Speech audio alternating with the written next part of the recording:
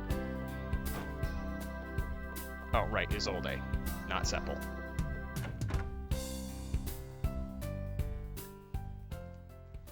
Isolde then tells us off about how our fight is fruitless and that Sulfur is destined for death, or something along those lines.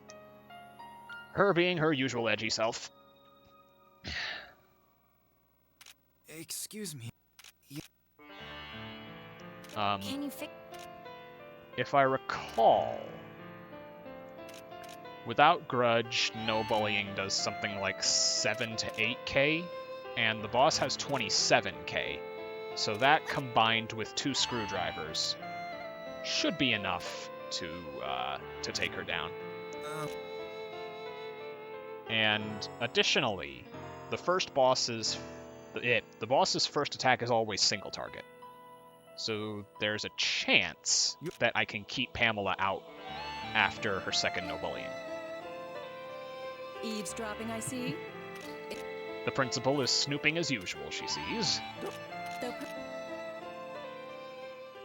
And now, after a lengthy cutscene, we get to go to the Cave of Origin.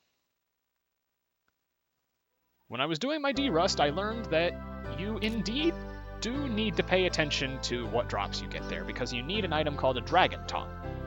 If you don't get one from the item bags and barrels, then you'll need to fish for it.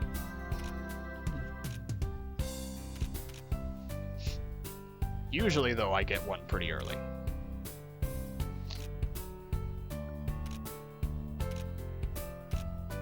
Yeah, fishing for a dragon tongue. That's how it works. Just lost it in the water. It happens. Yeah, you know, don't you just hate it when you lose your tongue?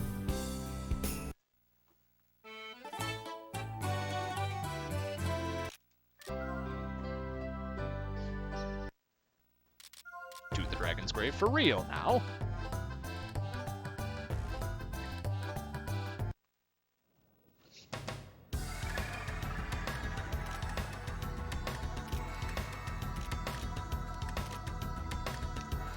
Alright, what's this bag?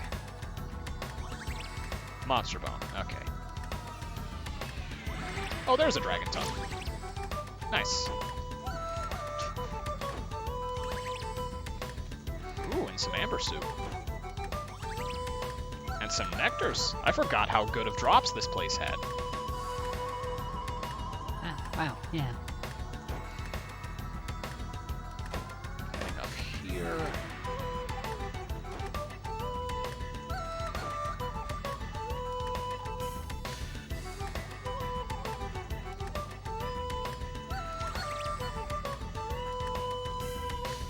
I'm a little concerned about Flay being faster than Roxas, but I think the turn order still works out decently. Let me see if there's nothing I can do in the growth book. Yeah, no, he only has 200 AP. Hold on, actually. Oh yeah, those increase his speed.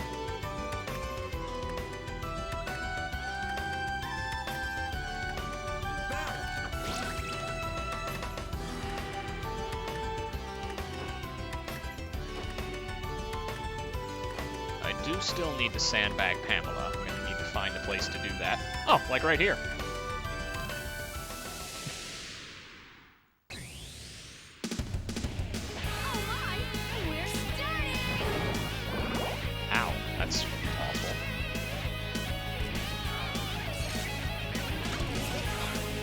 I can switch. I'm ready anytime. I'll leave it to you. Yeah, that jump is always really satisfying. Yeah, whenever I said earlier, like, a particular map has a really nice movement or anything, that's mostly what I meant. Yeah. Alright. One more friends or her getting targeted will... There we go.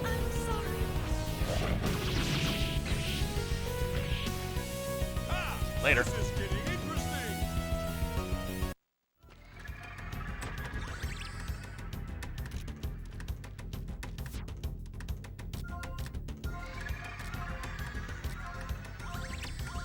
Jess has been demoted to just a heal bot at this point. Into Amber Suit Roxas, and we're good. That enemy always bum rushes right for me, so I'm glad I dodged it this time. An awkward mini-boss there. Turn off here, and I need some Dunkelheit from this patch. Or, as the game erroneously spells it, Dunkelhitte. There we go, got 3. That's how many I need from there. Back to business as usual, and thank God I don't have to fish.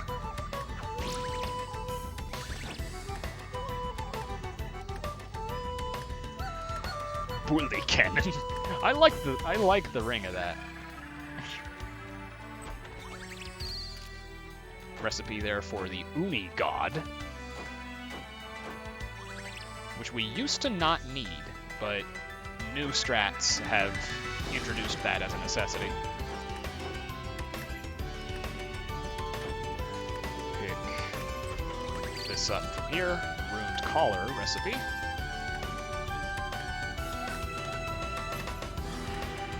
Oops.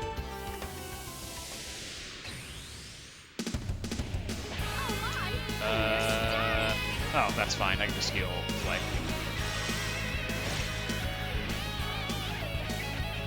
And honestly, it's not like he needs to be at full health, because he can't tank whatever hit is coming his way anyway. The only person who can in my party is Roxas. Also did, like, no damage as well. Yeah. The boss resists lightning, so Ride and Charge is effectively useless, because it nerfs his damage instead of buffing it.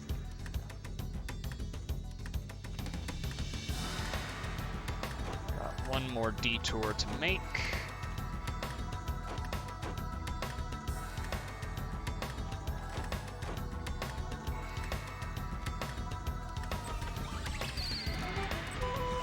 Hard recipe, the Progeus recipe, the Altena ingot recipe, and 1 consumable gold bullion.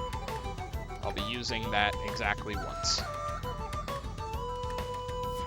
I'm just gonna pop a basic heal jar. You never know, maybe she'll do an AoE instead. Oh. Oh dear. Oh no! Such a That could be a problem. scary monster. I believe it's nighttime now, unless I seriously hustle. Oh, yeah, it's night. Oh, no. I gotta get right out of here. So Not we gonna vaguely bother. mentioned, yeah, nighttime. We vaguely mentioned nighttime earlier, being enemies are a lot more aggressive, a lot stronger, and a lot harder to run away from. Yeah. Am I set up? Yeah, I'm good. Should have enough speed for this. I have to do that awful thing where I listen to my own voice. but Oh, I'm God. definitely muting for this fight. There's no way I'm listening to the music for this fight. Yeah, I just put it up on a YouTube video or something. Save yourself. Save the pain. Sulfur has been brought to this sort of spiritual place where supposedly the souls of dead dragons can rejuvenate the dying souls of animals and humans. So, It doesn't seem to be working, though.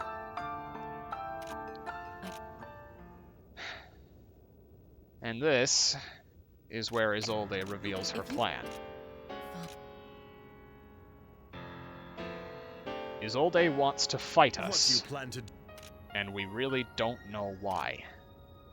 But she's serious, and we have to do it, or else we could very well be killed here. I hope you're prepared. Sorry, Sulfur. Ladies and gentlemen, Nefertiti. Let's go.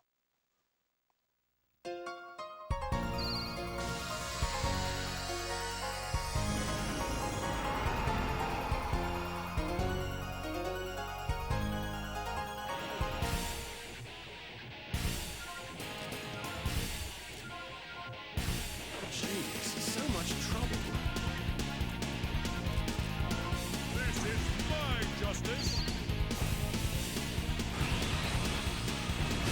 on the one hand, I will never get over how good this song is.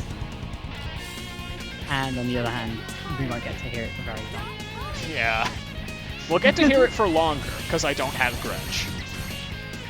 Ooh, that is not the damage I expected. Ooh. Wait. Did I forget to put the Super Alloy Claw on her? No, I didn't. I didn't forget. No, you definitely went up to 479. It's just... Yeah, I went up to 479. So yeah, this is going to be a much more traditional fight. Which isn't a bad thing. I like me some good old-fashioned grind.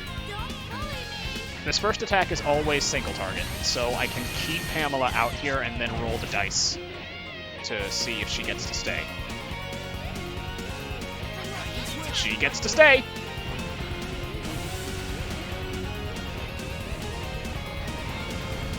So how much HP does this hallway have? 27,000.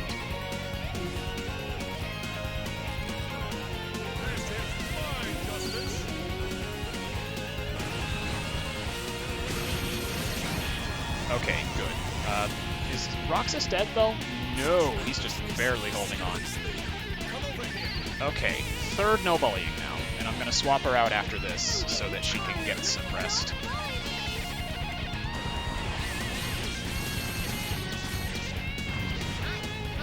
So that's 12k damage, plus about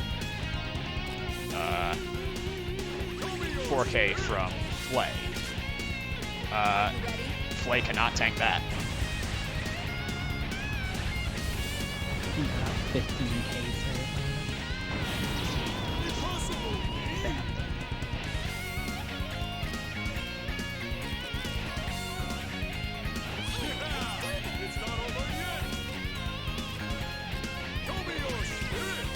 At this point, I'm just stalling for time.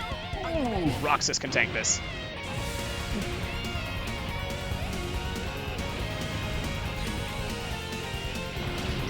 Honestly, so many of the characters in this game would make for great emotes. Like,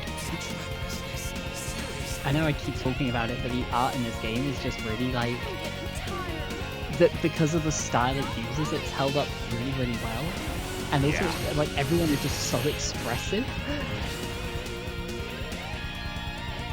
Okay, that's the fourth no bullying. I'm gonna tranquilize Pamela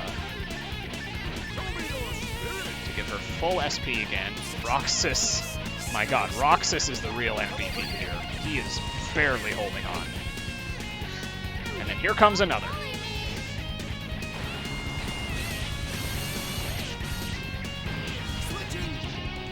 In goes Vayne.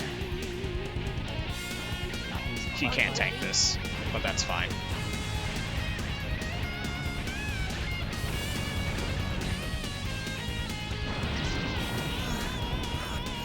So I think if you get a decent roll on no belief now, it should kill. Yeah, it should. I'll need to cheesecake her again, is the problem. I'm going to heal on Roxas, and I need to tranquilize him too. Okay. I might just have to deal with Flay being dead.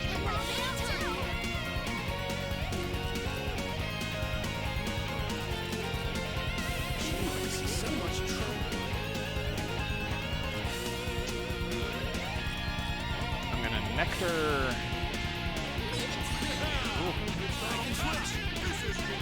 Switch to Pamela. Let's see how this goes.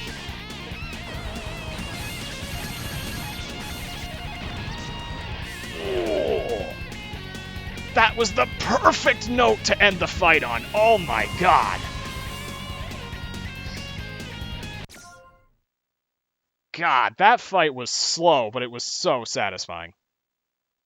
I think that barely scraped over 27k as well. It probably just barely got it. I was trying to count the damage earlier, and I got to about 23,500 before that. Yeah. So I was really rolling the dice with not saving there, but I didn't want to sacrifice the sandbag and try to sandbag her at night. He's used up all. Unfortunately, this fight took a significant toll on Sulfur. Isolde got what she wanted. She got to kill Sulfur. For reasons we still don't understand. That...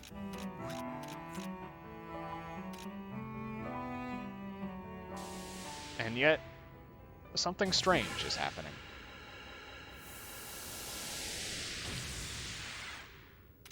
As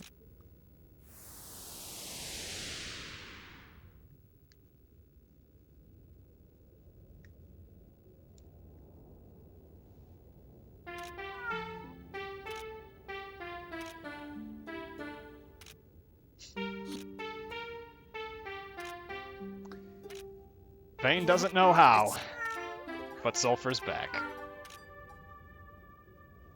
And that ends chapter 10. then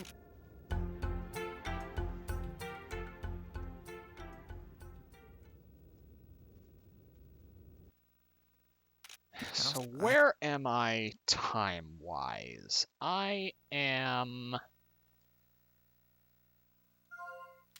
only about 4 minutes behind estimate.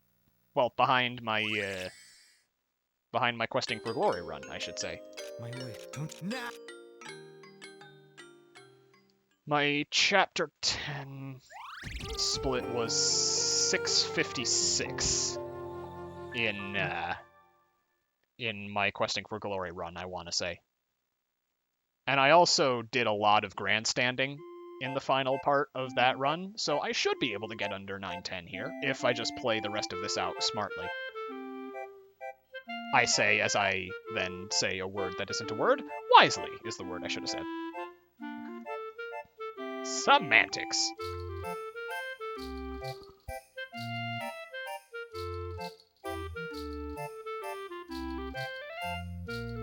Looks like he's all... But yeah, I hope you all liked that extended viewing of Nefertiti, unintentional as it was. What do you... If you say so. I might do the same for the final boss if I have time, because I'm not PvEing from this. Absolutely not. This is chapter 11, the penultimate chapter, so we're not quite done yet. But both of these final two chapters take about an hour.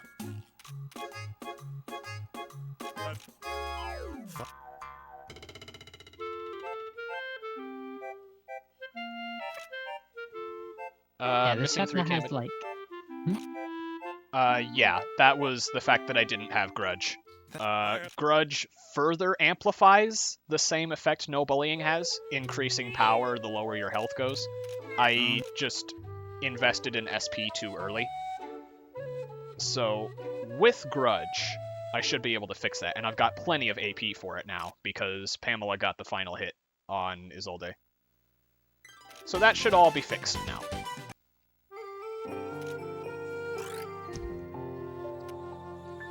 In fact, I'm going to do that now, just to make sure I don't forget.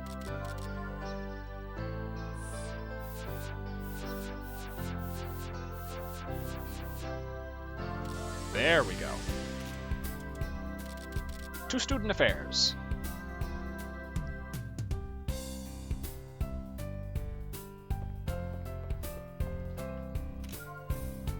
Nope, you I want to take Synthesis 9 would you like first. to take...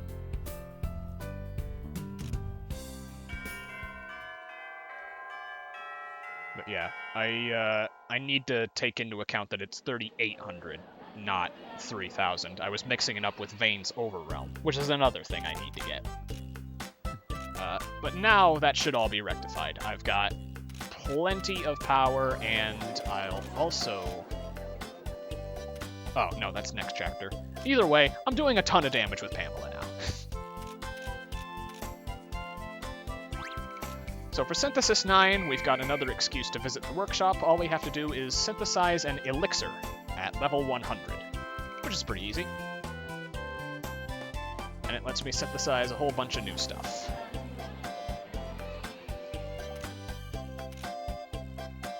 I was gonna say, these two chapters are very slow for very different reasons. This one has a couple of classes, not the worst. you know, not fast ones, but not like particularly slow, and an absolute ton of synthesis to do. Oh god, does it ever. Whereas the next chapter has very little synthesis and just a ton of dungeon crawling. Yes, there's minimal synthesis in Chapter 12. Most of that hour is spent on the final dungeon. Because it is a slog. In a good way, of course. I still like it a lot. The final dungeon, more than any other point in the game, really tests your, like, reaction speed as well. Yeah. Like, how good are you at dodging the enemies? Because if it's not good enough, it will turn to night, without fail. Yeah, absolutely. I'm going to make another Brilliant Stone as backup. And then I need to make 2 Altena ingots.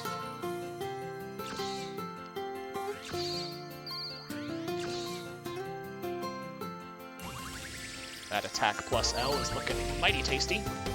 And then over here I can make an Unigod with the Dragon Tongue I picked up.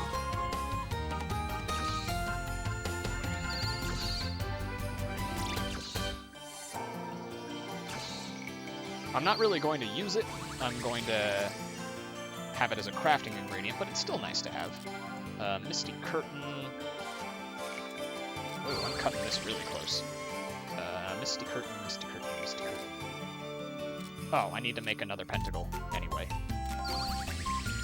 Next is a thing of Formel fabric. Then magical clay. I picked this recipe up in Chapter 9. Its main purpose is serving as growth book space. And from there, we get the recipe for blood clay. Because Roxas cuts himself and drops his blood in the cauldron. Therefore, we get the idea off of that. Good lord, that is disturbing. We can make it, though. We just need Dunkelheit. And I want to make it as low as possible. To get that defense spec. Now.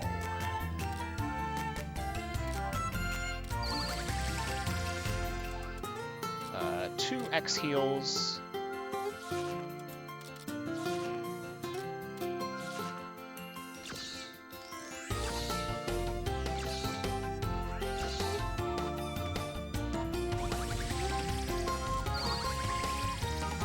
Two Holy Crust paper.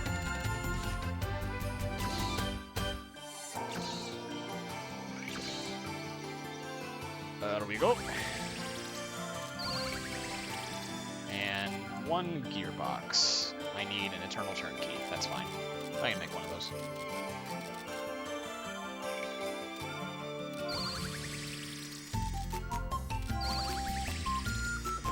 Now I gotta change the schedule to... Oh, right, I need to go to the workshop. Wait, no, not the workshop, the Athenor first. Before that, I need to go to the student store to buy some recipes.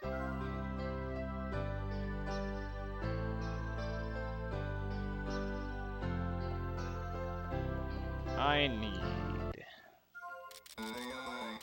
4 black steel. Oh, I need to sell some stuff. That's fine. I have black powder I can sell.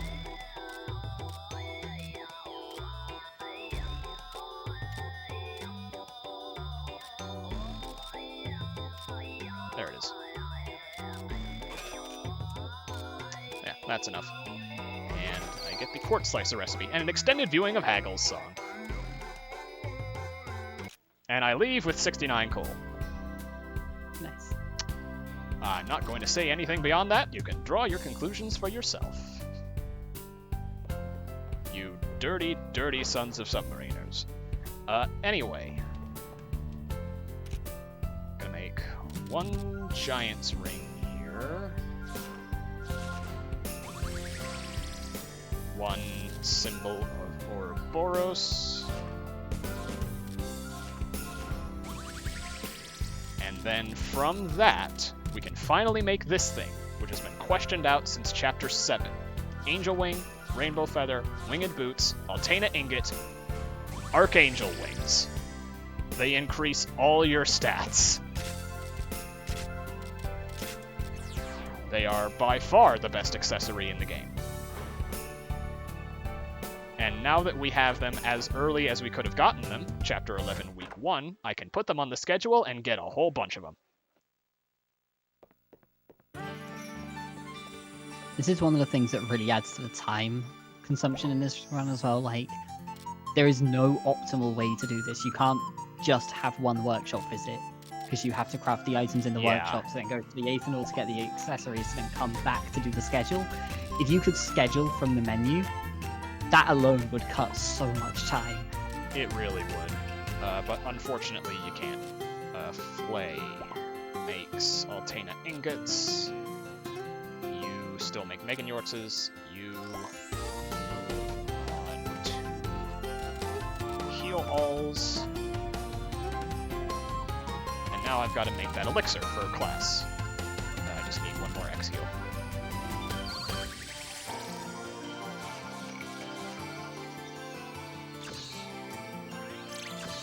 Relatively easy to synthesize this at level 100, you just have to make sure to hit all of your marks. And there we go.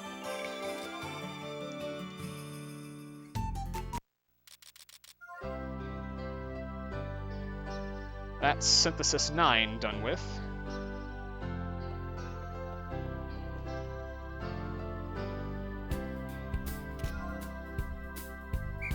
Kind of odd that that one is as easy as it is, considering a couple of chapters ago it was like, get the red soup to 0 or whatever.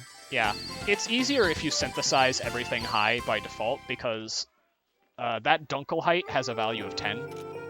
So it's supposed to drag the rest of the recipe down and make it so that you can't make it so that you can't get it to 100. But if you synthesize all the other ingredients high, which you should be doing, then it cancels that out, and you can get level 100 without using any cards. So it sort of defeats the point. Anyway, this is our last class for the game. We've got to go to the Mana Ruins and look at some signs. Riveting. Truly. Off we go then.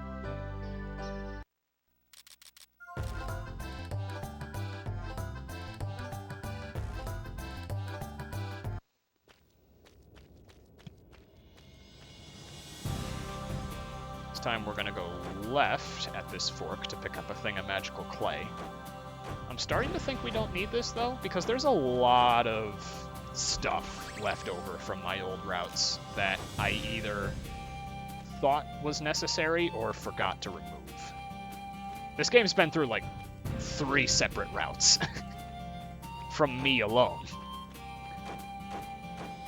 Nergzam had his own route, and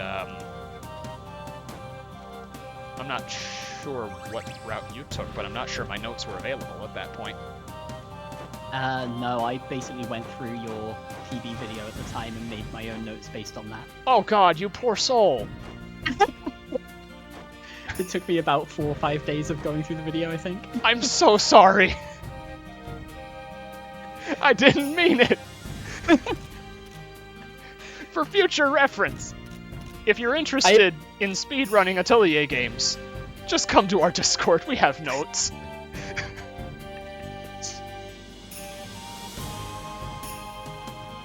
God, I feel like I've wronged you. No, for what it's worth, like, whenever I make notes for runs, I always do really, really, like, hyper-detailed notes. So at some point, I plan on merging in, like, the newer versions with my notes as, like, a beginner's guide. Ah. And then people can whittle it down as they get used to the run. Because mine has, like, directions for movement and everything, so... Ah, yeah, that makes sense. Because, yeah, that's the trade-off with notes. The more comprehensive you are, the more difficult it is to read through it.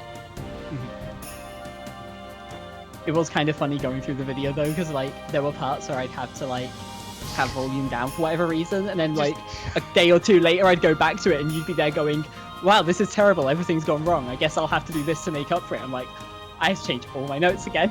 Yeah, like, God, like there probably had to have been 4 or 5 different instances where you're just thinking, what is this idiot doing? To be fair, I was even more clueless. I was like... Oh, God.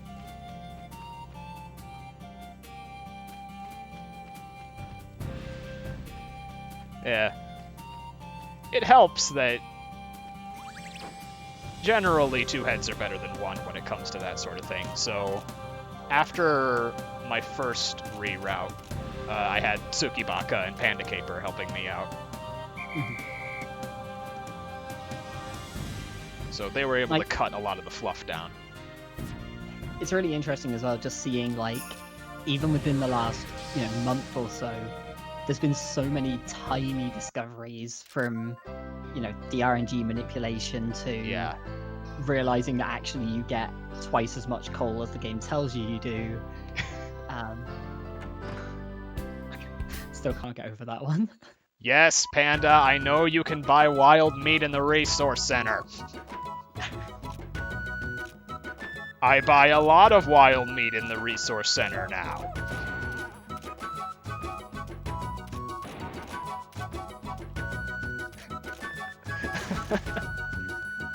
Yeah, this class is pretty simple. Now that we've taken a look at all 3 sigils,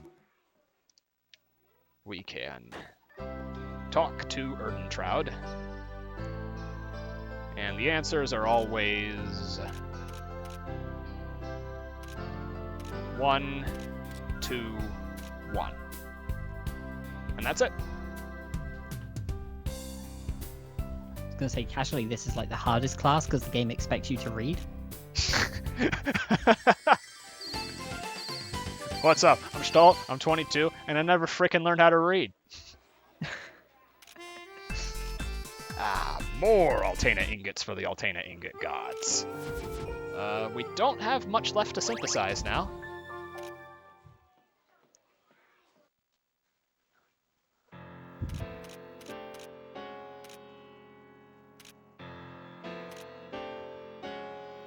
More Isolde flashbacks with that theme of hers that keeps playing. It is such a wonderful theme, honestly.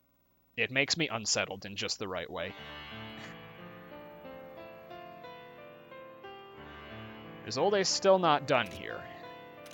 We didn't really beat her up enough. So there's one final test awaiting us. And that will be revealed itself that will reveal itself in time. Okay, I need to do one character quest to let my classmates finish up their syntheses. So let's go.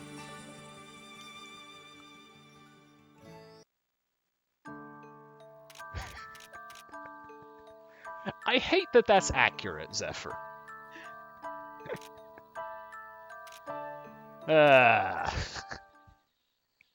Fortunately, this character quest goes by very quickly. Mm-hmm. It's just one screen. Maybe 2 if you count the really small one.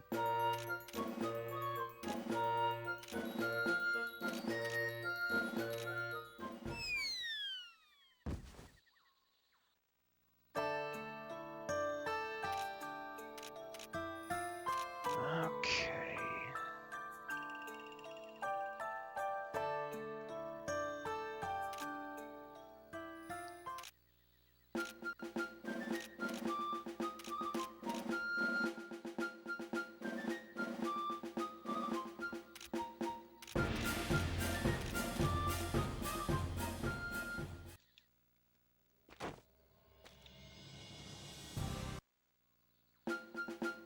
I'm sorry, I completely forgot to describe this scene.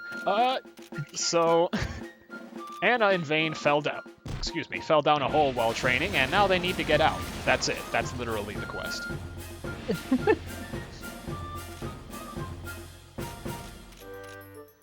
Sometimes I space out and forget I'm 7 hours into a speed run.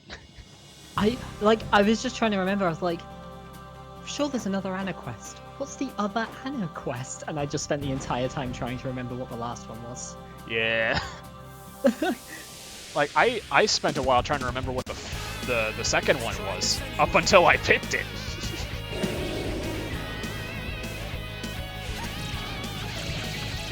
Wow, way to bully Vayne. Which is fine by me, frankly, because Anna has no health.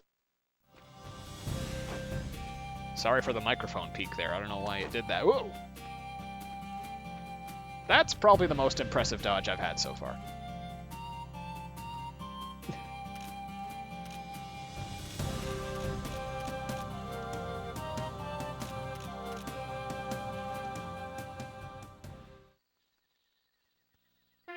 So that's her third quest. We've got 2 more to go. The timing of this is really, like, questionable with doing this quest now. We just had an entire scene of, like, Sulfur being on the verge of death, and now you're just like, hey, Sulfur, go climb a cliff for us. Yeah. It was even worse when I did it in Chapter 10. Because, like, ugh, Sulfur, you're dying. Can you climb this cliff? Like, I didn't used to do it in this chapter after he got better. Okay, I need to go to the Aethanor to do a big old batch of syntheses.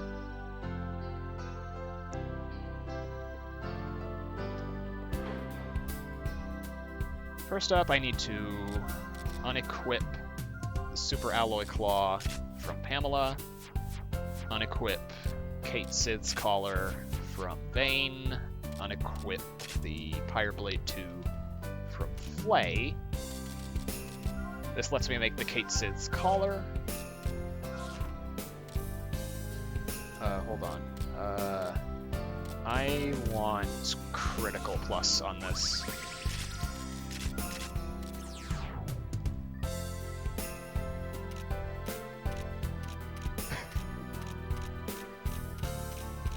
That lets us make the Magic Stone collar, which I should be able to make, unless something has gone drastically wrong. Good, I can make it. Kate Sith's collar, Altena ingot. Actually, wait. No, I need critical plus. Fortune ring. Took the opportunity while crafting was happening to grab something to eat, and nearly choked on it because of Zephyr's comment in chat. See, now look at what you did.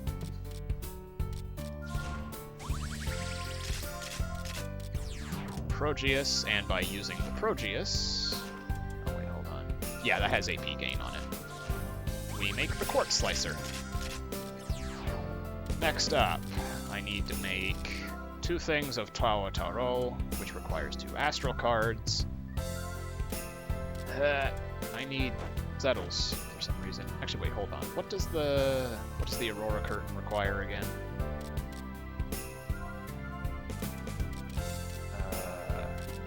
Is it mutated from the Dragon Scale? Yes, it is.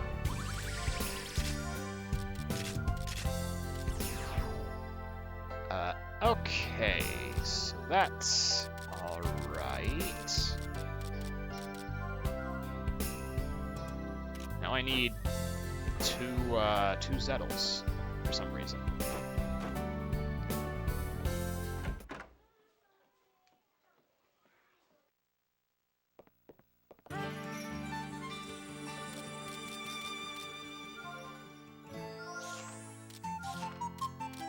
Oh, I'm almost out of clear water. Oh no.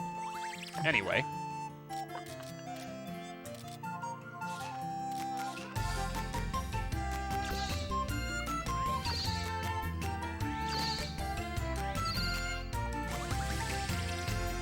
Yeah, I'm just gonna mass produce some more. That should be fine. And then while I'm here, I can do Anna's next quest.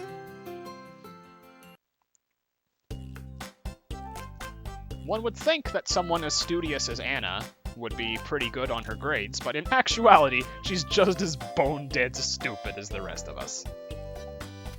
Bone-dead? Brain-dead. Good lord, what am I saying?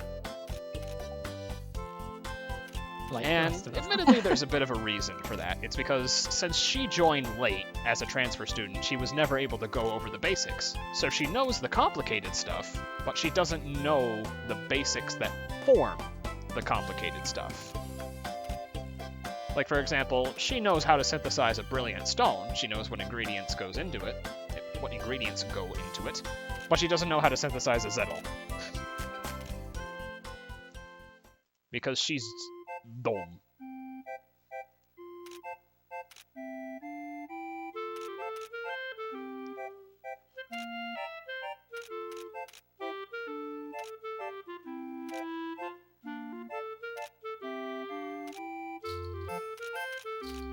Said it earlier and I'll say it again. Like, every character in this game is a lovable idiot in their own way. Yeah.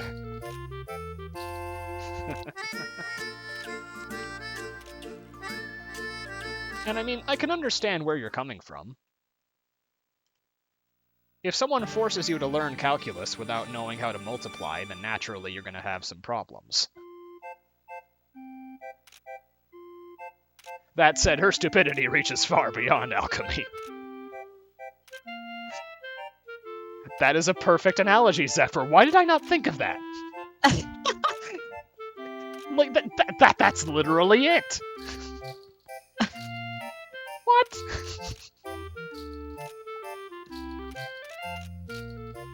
I actually did a quiz night with a bunch of people from the Ocarina of Time community recently, and like some of them knew all the most complex stuff, and then like didn't know the names of enemies. For that exact reason, they all just started racing and never actually played casually. Yeah. Like, I'm of the opinion that you really need to play a game casually if you want to speedrun it. It's integral to building your knowledge of the game. I'm not going to force people to do it, of course, but I think it's a necessity. Yeah, I think there are probably exceptions. There are some games where the speedrun looks nothing like the vanilla game, but for the most part, yeah. Yeah. I believe these are just default answers for everything. Because the first answer here is a fruit. Yeah, fruit.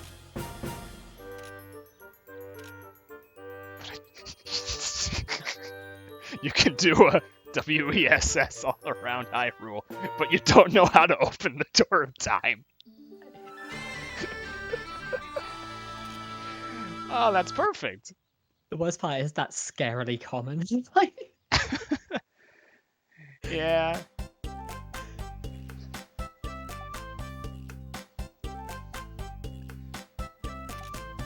Yeah, it was kind of like when I was learning how to run Legend of Heroes 1. There was just such a deficiency in my knowledge of the game compared to Rhythm Song that I had to sit myself down and casually play it. That still did not help my deficiency against Rhythm Song much because he is a god, but hey, it helped. Yeah, commentary also requires deep knowledge of the game. mhm. Not trying to be elitist there. It's just, it helps a lot to know what you're talking about. Bone Grove.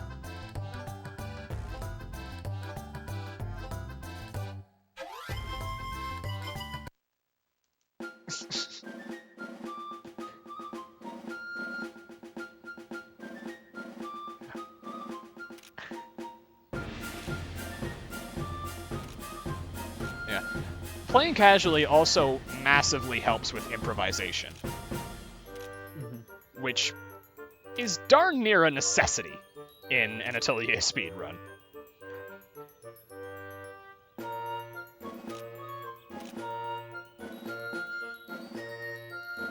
Because if you don't know where to get things here, then you're really, really out of luck.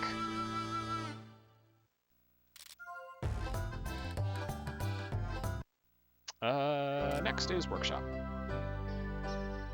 I have yet to make the 2 Taros, as well as the Electric Claw. Those are the only things I have left.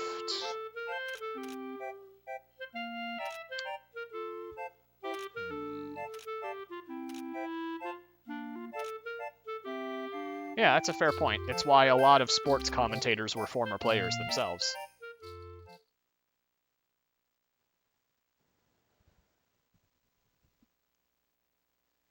I think the other thing is with that is like, even if you don't know the answers yourself, you have to know the right questions to ask the other commentary. Yeah. Hey, thanks for the raid, Baka crew. You're just in time to hear us talking about how much everyone in this party is an unspeakable idiot. So your name fits. Your name fits very well. Okay. More heal-alls and tranquilizers. And I should be able to go to the Athenor now and synthesize what I need.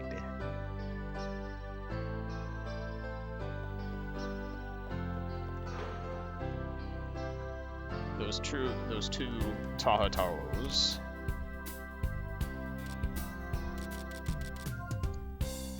Oh, I need an Asclepius first, which is fine. I can make those. Now I can make the two Tahataros.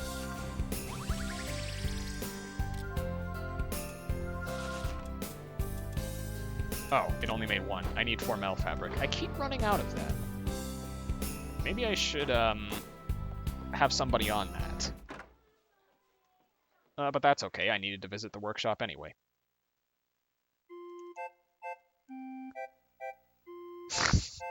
Beef! It's a pipe dream. I appreciate the fanboying, but I'm good. Oh god, that is never going to leave me, is it?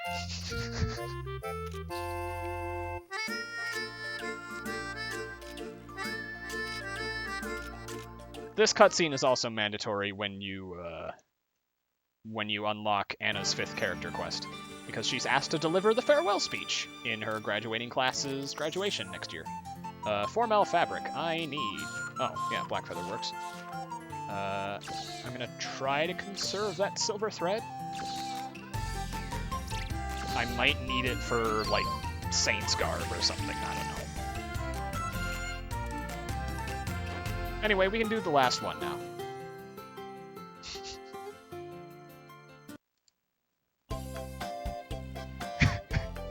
Oh god. Please don't send my voice clips to NIS America.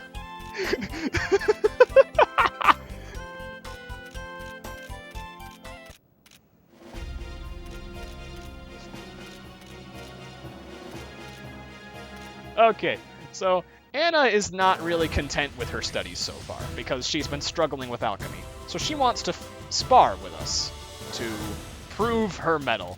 Here she goes. There she goes.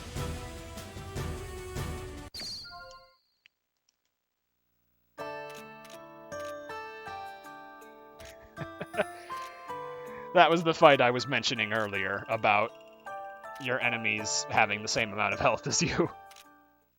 They just get wrecked with Rising Pillar. You don't even need Violent Pillar for it, really.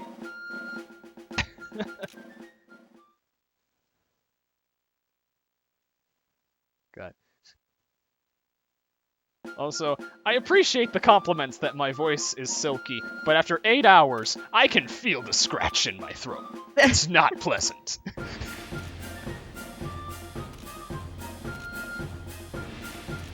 I ain't silky, I'm sandpaper. It's fine, you just gotta hit those different tones for the voice acting career. Oh god. Why is this coming back to haunt me? All I do is... I can't say that word. All I do is... dung posts. Yeah, that's the word.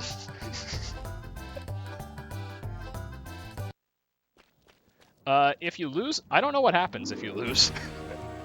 How would you lose? Like, that is unironically the easiest fight in the game. I guess it would have to just be like straight up game over or whatever, just because. Oh yeah, guarding. But yeah, I imagine it would be a game over. God, imagining game overing in a character quest.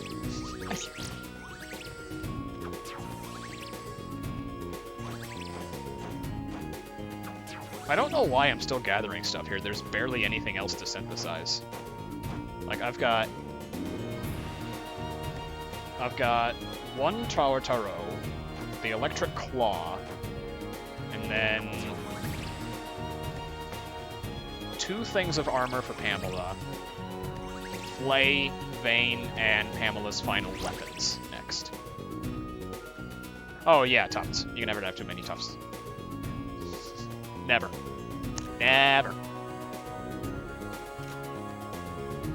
I don't know, it might be one of those things where, like, Anna gets mad because she thinks you're going easy on her. So it might be one of those continue anyway fights. Whoa.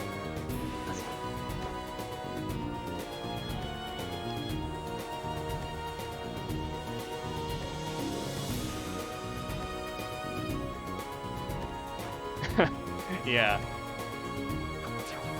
I mean, that's the only way you can lose that fight, is if you just sandbag. Because, you unlock this, like, chapter 10 or 11, I want to say, so you have to be pretty well equipped to have gotten past Sveismunda. There's no way you can lose if you're just consistently attacking. Yeah, the PS2 can handle 3D graphics well, it's just that it's not a 2D powerhouse. And this combined with Gust's rather poor caching means that there's a lot of loading.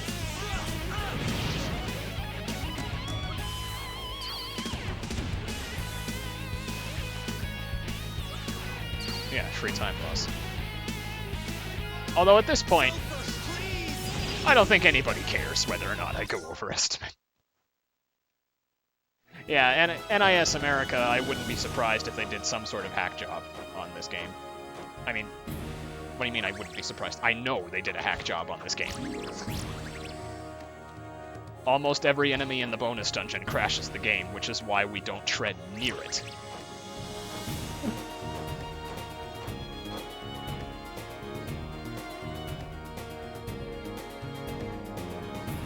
Yeah, it's mostly Gust, probably.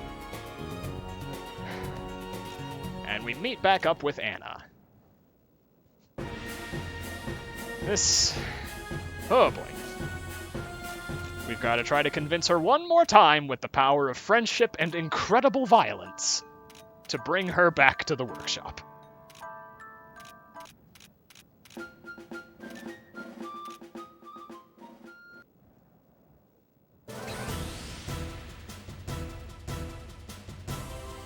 She's new, she's improved, she's been training for weeks. Here she goes. There she goes. And yet somehow we lost that fight.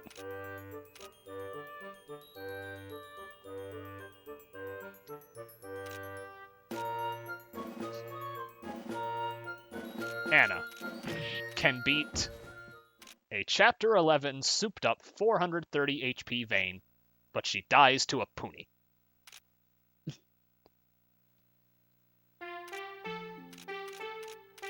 Knucklehead. But she's my Knucklehead and I love her.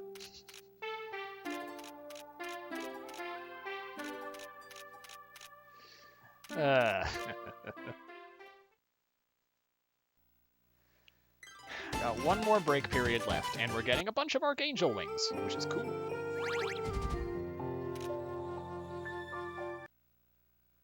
Okay. What else did I need to do? I needed...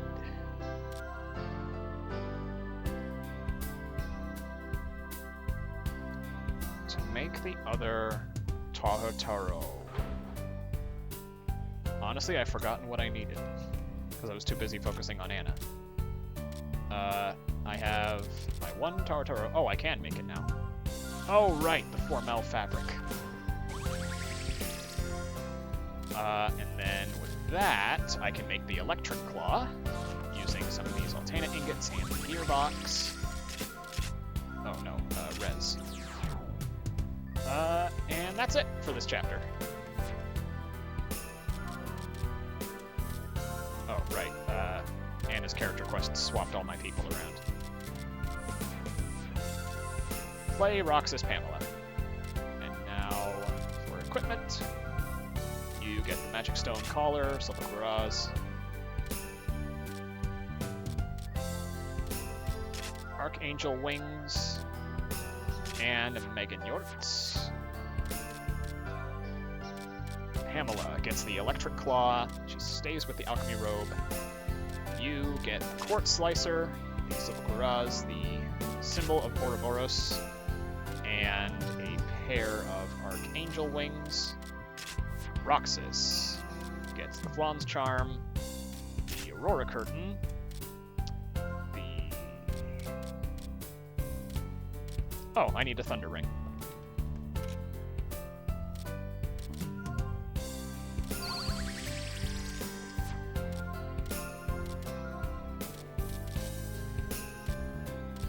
Thunder Ring and Fallen Wing. There we go. Rising Pillar. I'm going to get Overwhelmed now, so that I don't have to worry about it too much.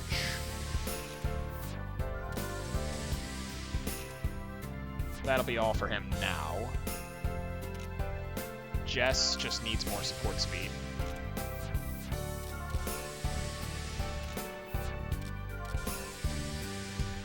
That'll work. Nikki, can I get you more support speed? I can.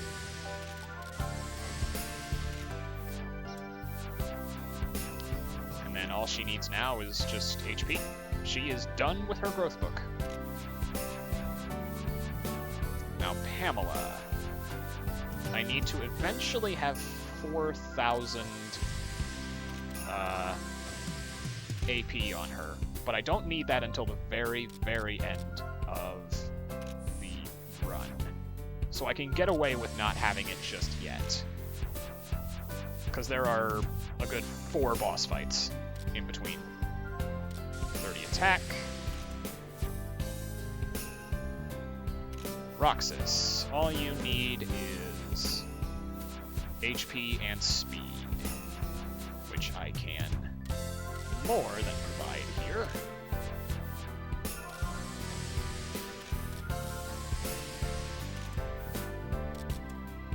Okay, we are done for now.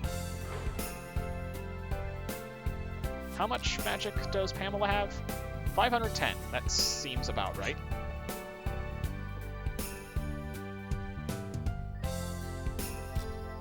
And now we sleep off the remaining break, because we have completed Anna's character quest.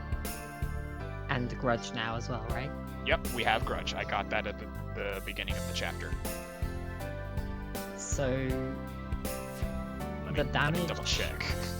the damage against Isolde at the end of the last chapter was around 4,000. Yeah, it's about to be more than 4,000. Yeah. Yeah, we're just about to fight Isolde too, Shime.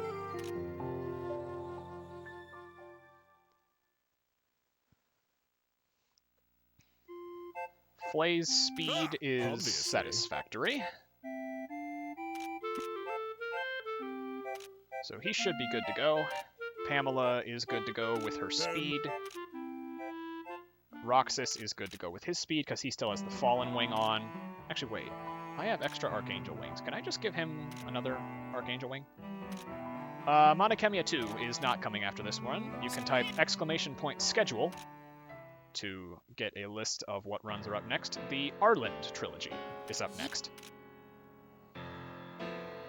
For now, though, Isolde has one final trial for us to overcome. If we What? Whether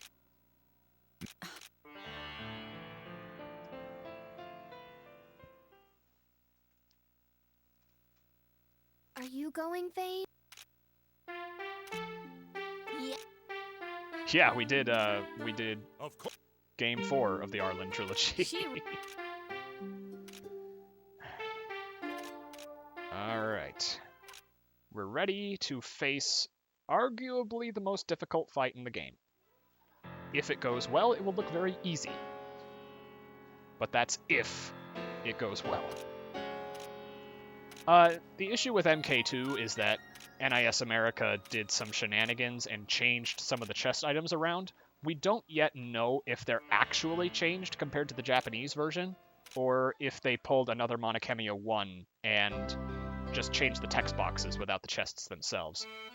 So we're still researching that, but we think that the current Japanese route is not compatible with the English version of the game. TLDR, we're working on it. Got one last trip to do into the rec center. All the enemies are... oh, most of the enemies are blue now, thank God.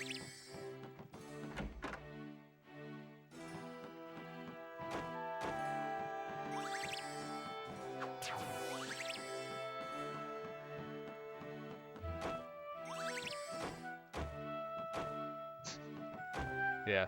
MK2's alchemy is a little bit more involved, so I like it in that regard. It's a neat puzzle, but the gameplay has some serious obstacles. Barrel. Mainly one daft son of a submariner named Riker.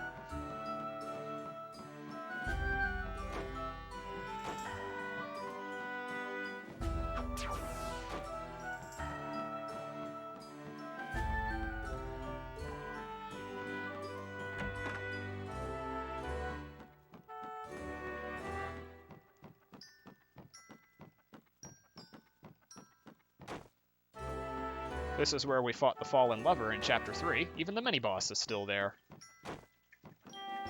But that is where the similarities end. I do like that power tree. It's so satisfying. I can make all of you say barrel at the beck and call of my index finger. It's great. It's like it actually happening in game because it's like a different way of saying it each time as well. Yeah, because every character has a different way of saying it. Yeah. Okay. But you just mean everyone in chat is like, it's all different characters going through as well. It's perfect. Yeah. Okay, that's a problem. Please don't. Thank you. There's not a lot to pick up here. But I'm going to pick up stuff anyway because I forgot what all these chests are. I always forget what these chests are. Okay, I think the next one on the corner is a recipe, and it's a recipe I don't need. Correct.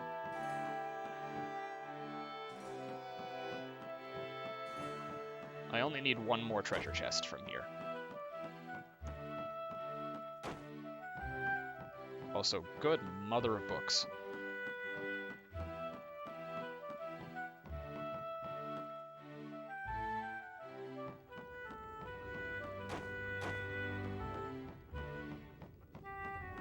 Coming up on it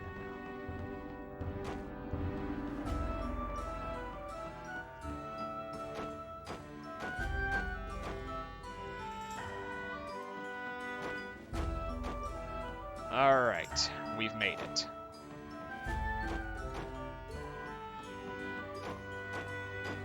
Just got the save point left. Robe of Life recipe here. I'm going to save because I do not want to die to this fight and lose an hour of progress. 6:10 is not a bad time. This chapter's gone by pretty nicely. Yeah, this has been a very good Chapter 11. Alright, one more sandbag.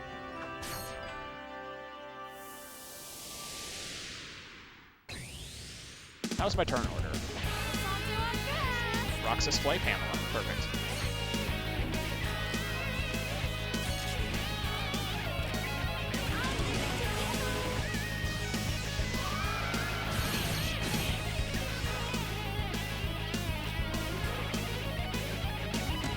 Come over here.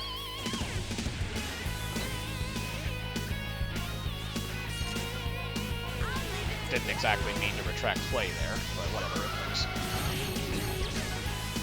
Notice that she's dealing 400 damage with an enemy resisting that type of magic.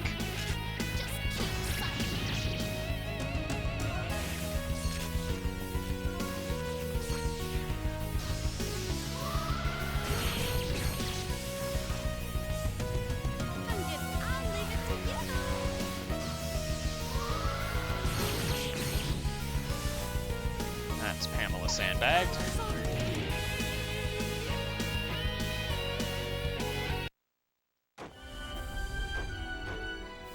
Heal everybody up.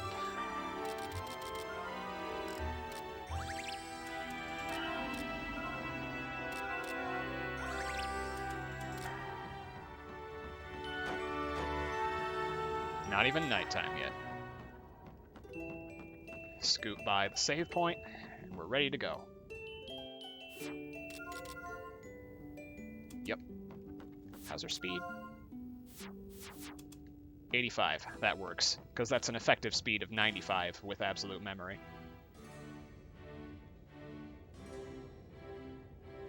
It's just about the fastest she can go. It also helps that there's sort of a carry effect.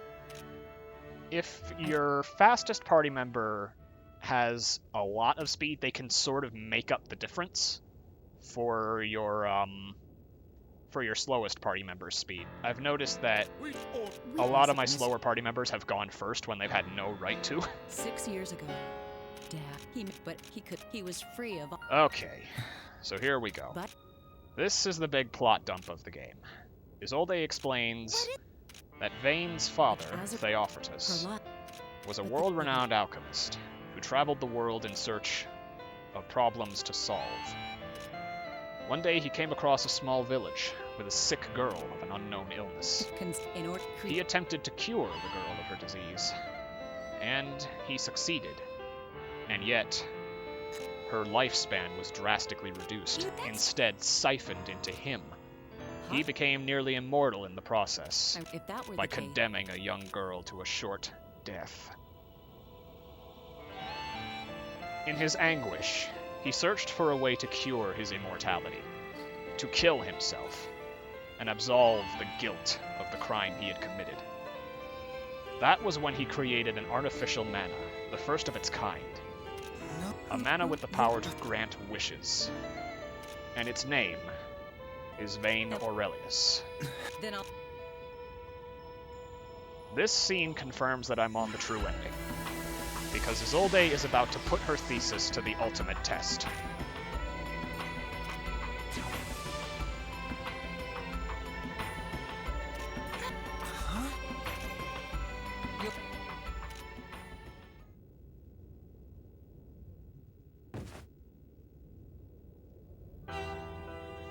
I killed her.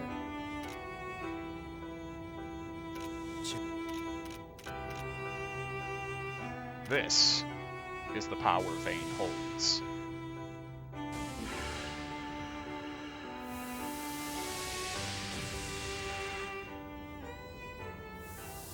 It is kind of odd that Isolde pulls someone out and the rest of them just sit and watch her, and it's like, Yeah, it's anime, but it gets the point across.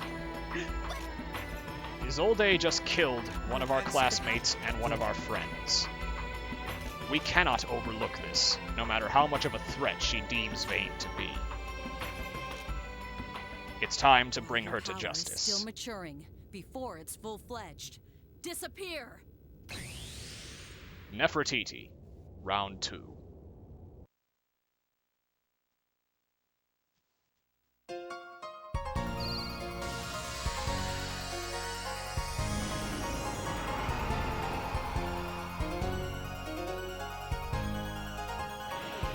Turn order is just fine. Cheesecake Pamela. Jeez, so much trouble. Screwdriver with flay.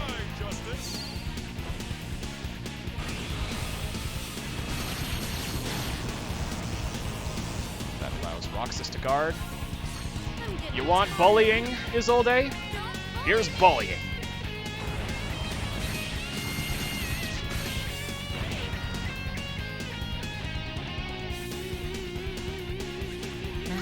yeah, that's a step up from the 4,000 damage. before. That's supposed to be lower. That's supposed to be much higher. Yeah, I'm thinking it was meant to be about 8k, right? That's supposed to be 12k. 12? Oh, is it 12 already? I thought it was 8 now and 12 after this. Yeah. Okay, something's she doesn't have crit.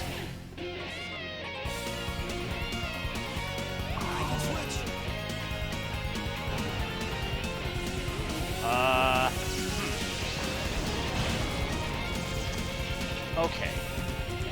For some reason, she's not critting. I thought I put crit plus on those Jade tablets. That would explain the deficiency in damage here.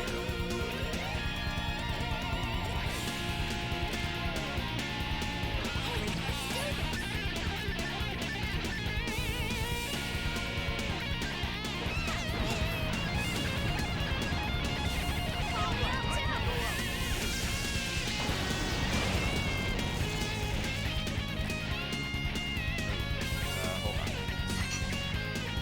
Alright, I'm gonna heal all and then swap Vicky for Pamela.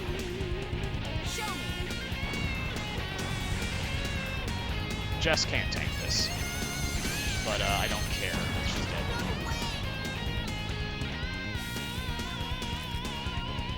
That's not Pamela. That's Pamela.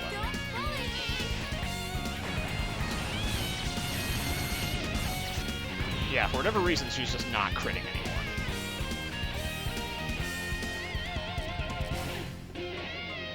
Come over here.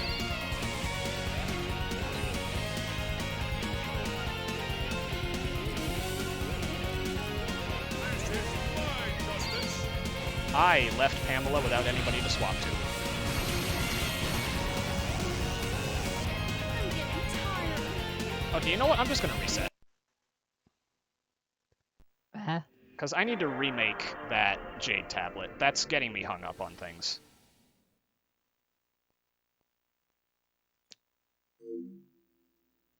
Yeah, I was going to say that fight could probably, like, it would have been slow, but it could have been pulled out with the lower damage. It could have, but Thunder Rain would have killed Pamela.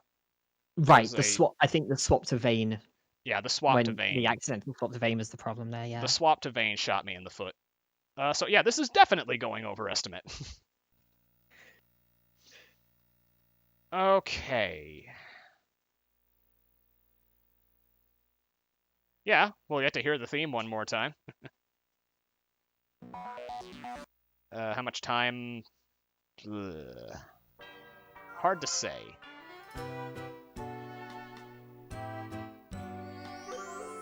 Also, I'm getting a ton of lag on my speakers, so if you'll give me a brief moment.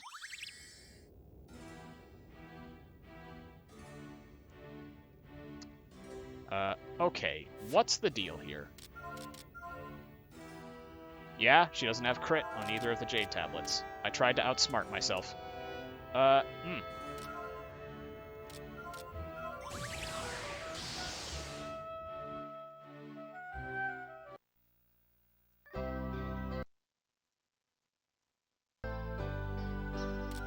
Alright, let's see if I can't make another one of those. And I apologize in advance to the runners after me, that was purely my fault. I should have known something was wrong when I was only dealing 4,000 to his old A1. That can't have just been grudge. Okay, can I make another? I can! Just need me Maltina Ingot. Actually, wait, no, I need a Flame Ring first.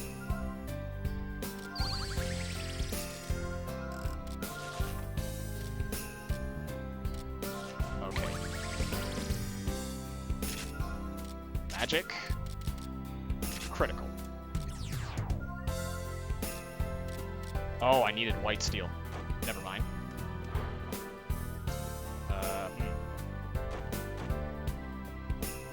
Yeah, I need to make a white steel to get that critical plus large.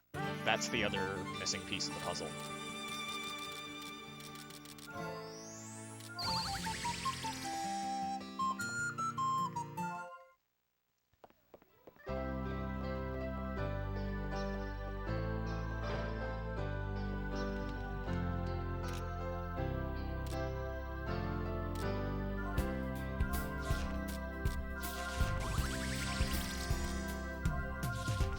Oh, need Brilliant Stone. Okay. I'll make another one of those. Crit plus M, it's not the best. I need crit plus L. That further increases my chance.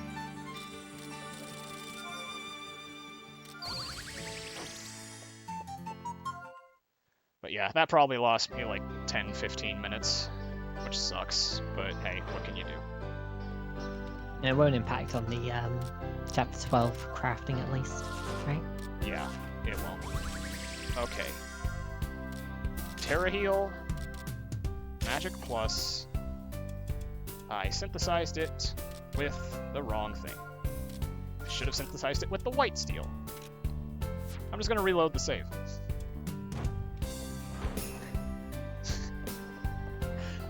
That was a big old oops. Yeah, it remembers the last thing you synthesized it with, so it tried to use that to make it easier on me by saying, hey, you used Altena ingots last time. You want to use Altena ingots again? No. No. No, I don't. Alright. Back to the workshop.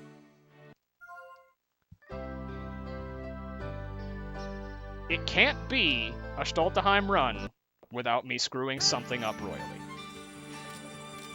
That is the law by which we abide. I was gonna say, everything else had gone too smoothly to this point. Yeah. Like, all the boss fights were first try, and like, everything. It had to be something. Yeah, had to be something.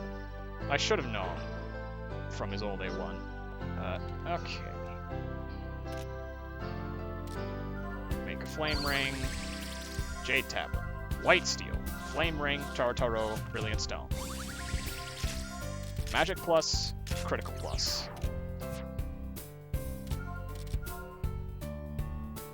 That's where it screwed me up. Yeah. I just now realized what I did. I did put Magic plus L, Crit plus L on it, but I forgot a property of this game's crafting system. When you craft something, the attributes you give it overwrite the attributes of every other instance of that item you've crafted. So when I put Resistance Plus on the second Jade tablet, thinking this'll give me resistance and the magic boost from the first one, no, that is not how it worked. It will instead overwrite the Magic Plus from the first Jade tablet and give it Resistance Plus instead. Now, though, I think I'm good. Because, yeah, I have Magic Plus, Crit Plus.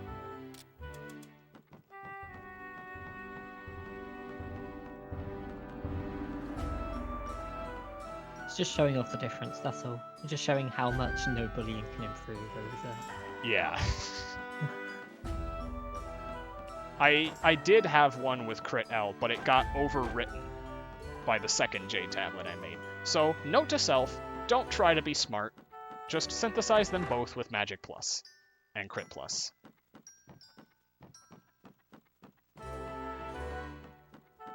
You learn something new every run.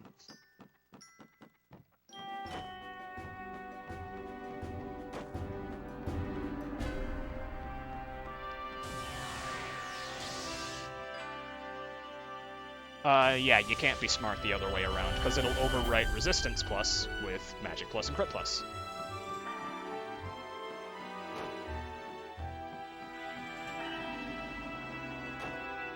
At the very least, this trek is relatively simple. I don't have to do all that much.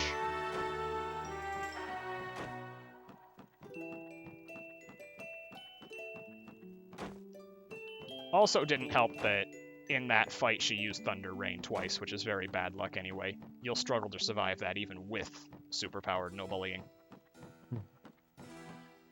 Oh, shoot. Oh my! We're starting! Yeah, I guess that's what the limitation is.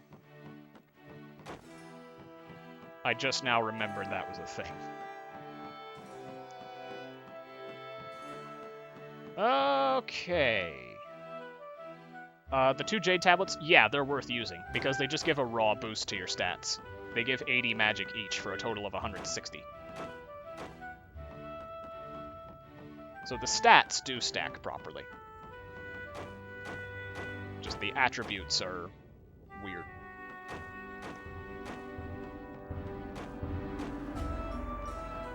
Alright. Now for this song and dance again.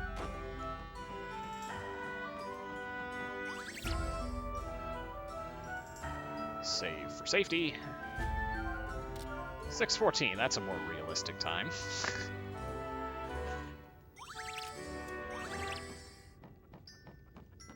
I don't know, if I have a really fast final chapter, I might be able to pull out a sub 910. Don't bet on it, though. I was gonna say, just like perfect dodges the whole way. Well, I also have those 2 treasure capes that I'll use. Oh, yeah.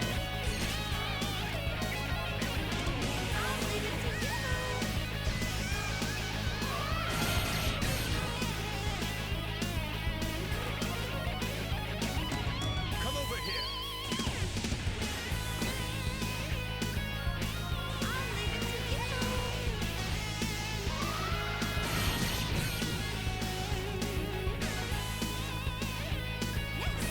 Ooh, nice. Thank you. Didn't even have anyone else get hit. Now I just gotta Amber Suit Roxas, and we're good.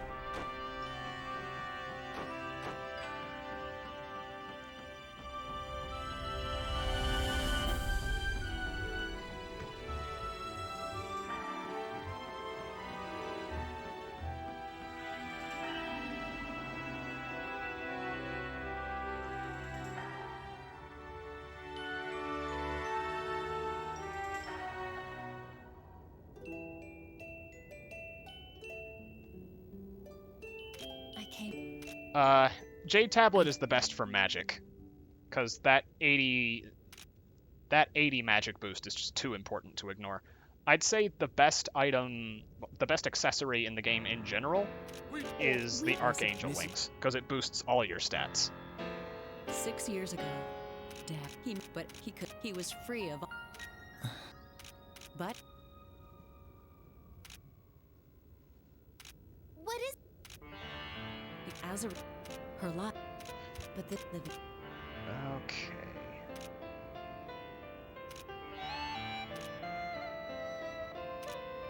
Let's try this fight again. We still have to view the cutscene, unfortunately. We still have to watch Anna die as we all look on helplessly. You mean that's? You can only have one of the same type of attribute. if that were the So even if you have 2 different accessories that have magic plus L, only one of them will be applied.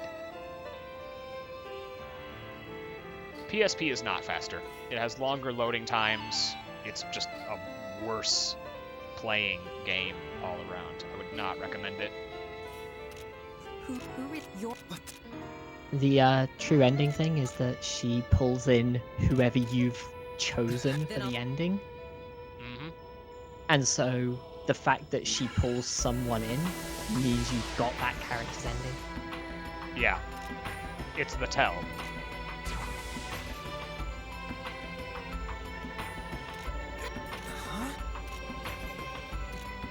Yeah, large, medium, and small are counted as the same attribute. So a higher one will override a smaller. No. I killed her. I mean, here's the thing. You can call it a speed run if I were competent, but I'm not competent.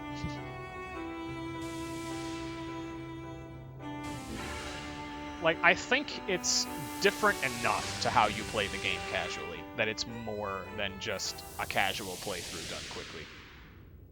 There are very specific things you need to do here that you would never think to do in a casual run. That and a casual run is 40 hours.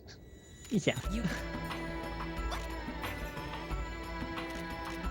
the path used.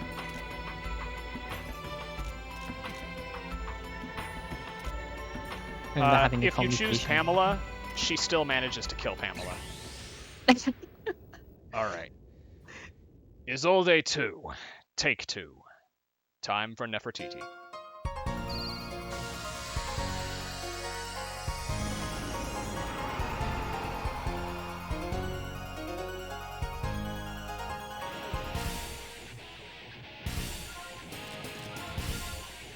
Jeez, so much trouble. This is this?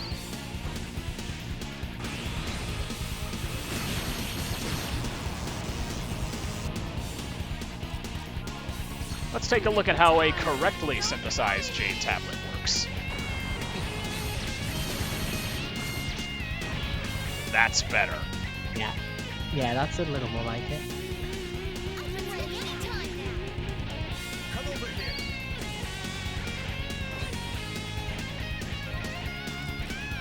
So how much does this one have?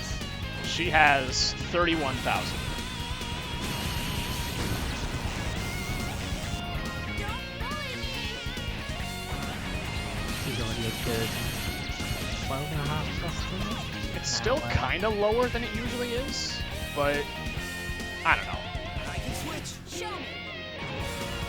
Okay, I don't think Roxas can tank this. Oh, he can. But he's broken.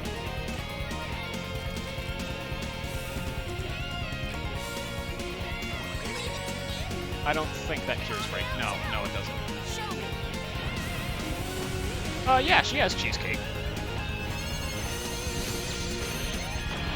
Oh, Flay can tank that too. That's surprising.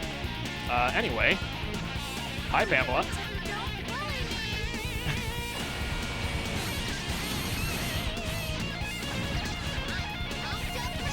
Oh my god, Jess stole the kill.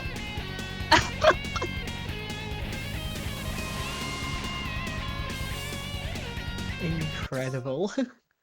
Why would you do that, Jess? You deal 35 damage with your basic attack. You jerk face. Huh. Oh, so good. It's terrible. We don't want Jess getting the AP. No, but... you really don't. Like, I would have given that to Vayne if I knew that was gonna happen. Okay, I still need to figure out why I'm not doing as much damage. Should Because that's supposed to be 11 or 12.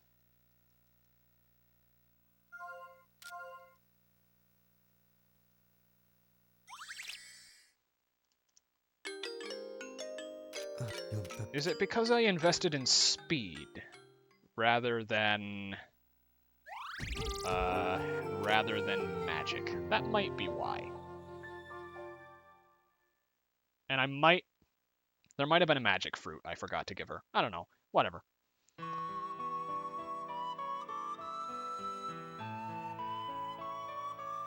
AP problems? No, we're not going to have AP problems from here on out. We are pretty set to go. There's one thing I need to get for Vayne, and one thing I need to get for Pamela. But I don't need those until the very final boss, and there are 3 other bosses ahead of them. Behind on AP.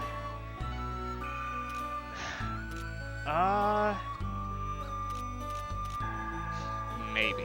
I'm not sure. I'll have to go back and look at this. Anyway.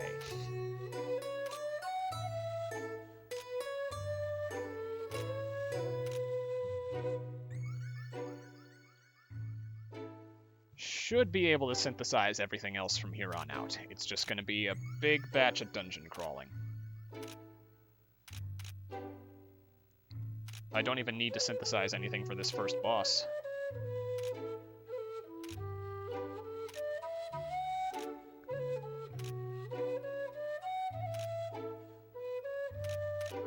So naturally, the entire student body and faculty are rather panicked that we just severely injured Professor Isolde, regardless of the morality behind the situation. And Vayne is not in a good place right now.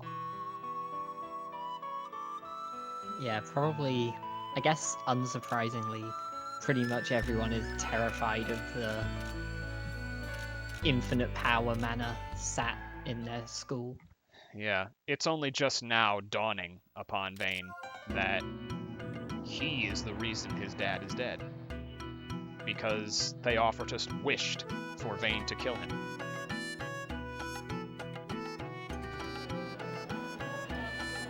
And that realization racks at his mind.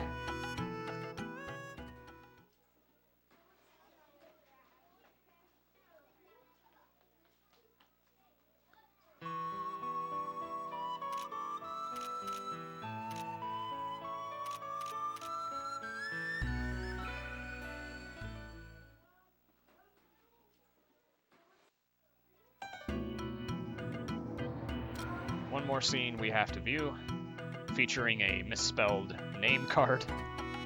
Well, I guess not really misspelled, but you'll see what I'm talking about.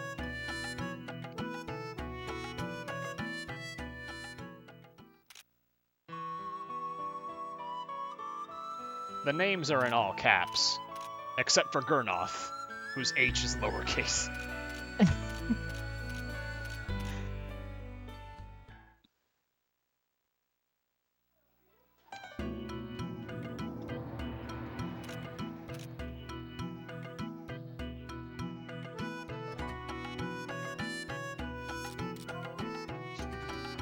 My boy Gurnoth.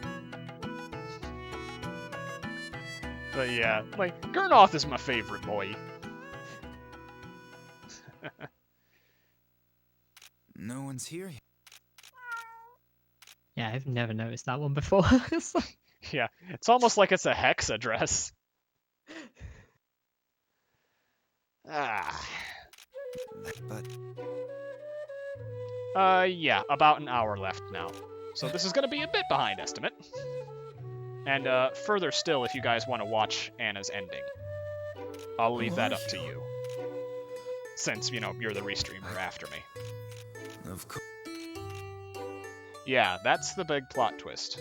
We thought this entire time that Vane was the human and Sulfur the mana. Instead, it's the other way around. Sulfur's just a normal cat, hence why he died of old age. He was around 15, 16 years old. Also, why Jess is like, oh, most of the mana can talk, but only Vane can talk to Sulfur. Yeah. And it's also why Jess is such a sickly girl. It's because she was the subject of Theophrastus's treatment.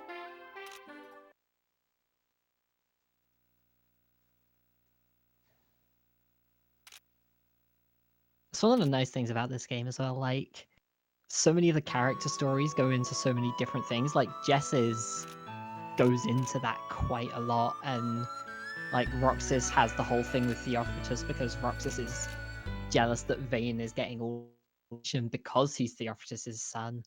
And then you just have the really light-hearted ones like Flays or Muppies. Yeah.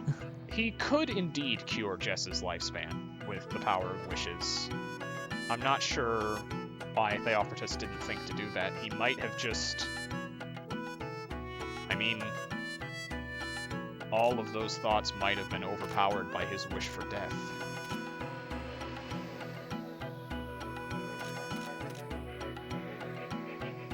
As for why Vane doesn't do it, that's touched upon in Jess's ending, where Jess doesn't want to be... She feels like using the wish to cure her illness would be cheating, for some reason. So instead, she wants Vane to just become a normal person, let go of the powers of the mana that he holds, and focus on curing her through alchemic means.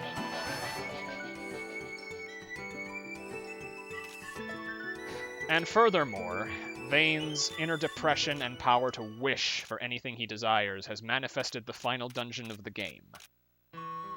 This is the Heart's Prison, a manifestation of all of his inner memories and turmoil, brought into the physical plane for us all to marvel.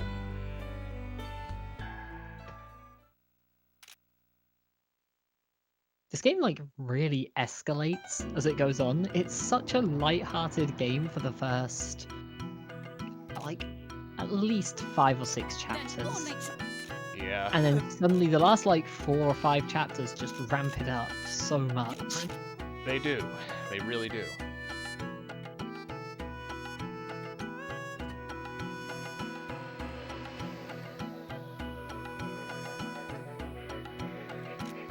I'll go in. Vane, as a result, feels an immense sense of guilt, But I have to. similar to what his father felt. And he decides to investigate the Heart's Prison on his own. This, of course, does not go over well with the party. We get everybody here for one last hurrah.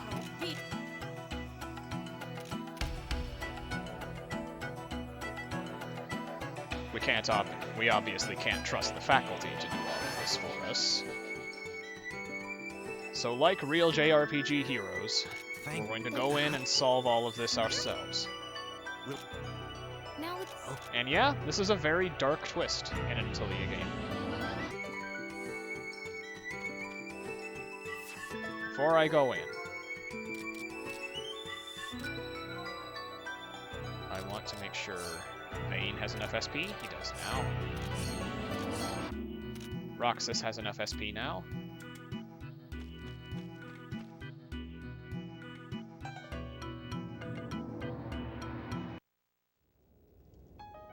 In to the Heart's Prison we go.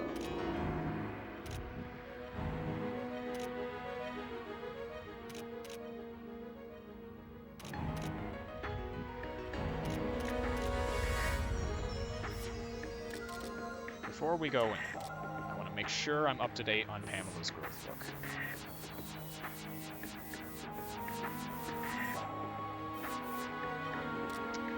"30 magic, that's what I was missing.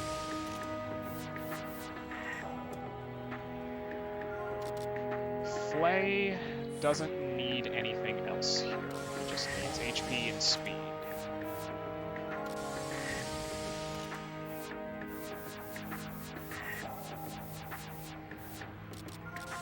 And then support speed at last.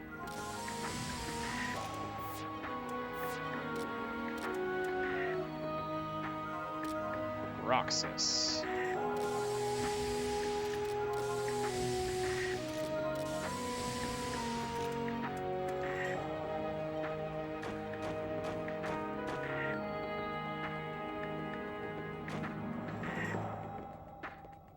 I'd just like to say I love the theme in this place.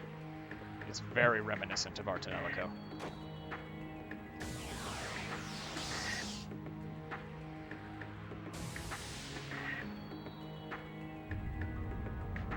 Yeah, I think that's what the difference was. Usually I have that 30 magic. I guess I was just short on AP. Either way, it's been rectified now.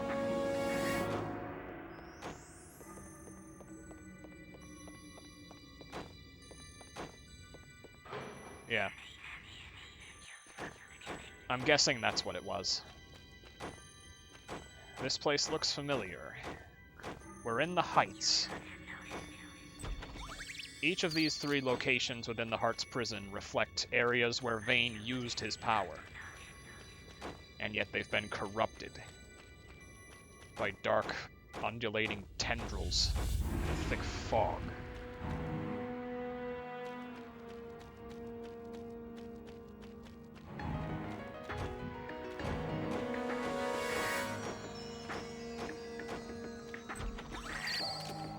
Two recipes there, the Deus Ex Machina and the Brisingamen. Flay and Vayne's final weapons, respectively. I need to sandbag Pamela.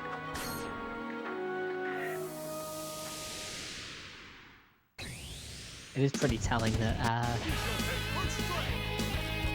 the Deus Ex Machina shows up in this place. Yeah.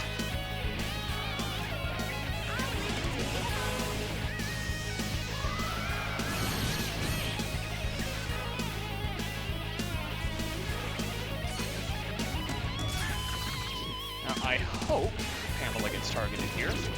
Hey! Good.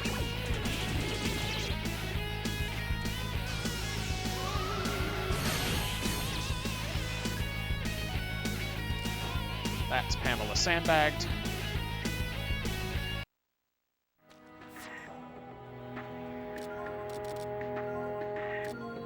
Going to heal the rest of them back up.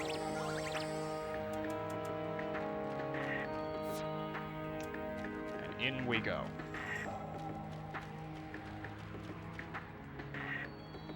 We've got some refights now, relevant to Vayne's personal memories. Tony and Renee are back for one final showdown.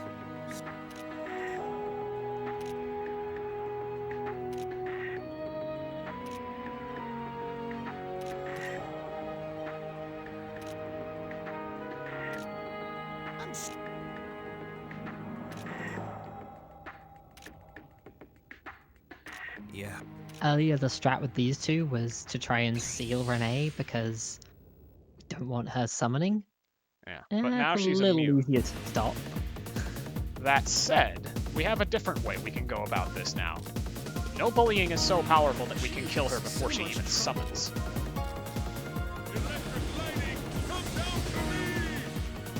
Just gotta make sure I get the turn order right here. Don't bully me! That's the damage I'm looking for, right there. 12.5k. I'm ready anytime now. And thanks to Screwdriver's decent range, Flay can hit the both of them with big knockback. Come over here. I'm getting tired. Now we just no bully the other. I'm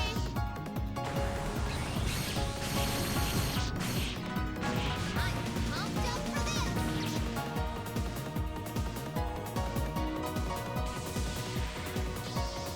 Tony enters haste, not like it'll do him any good. Renee does her desperation bomb ice, but that also doesn't do anything. Everybody can tank I it. can switch. And now we do one more screwdriver. My justice.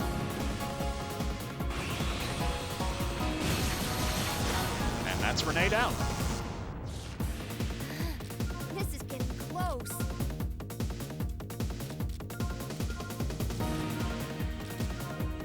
Would be nice if Pamela could get the kill here. Ooh, we're in burst. That's unexpected.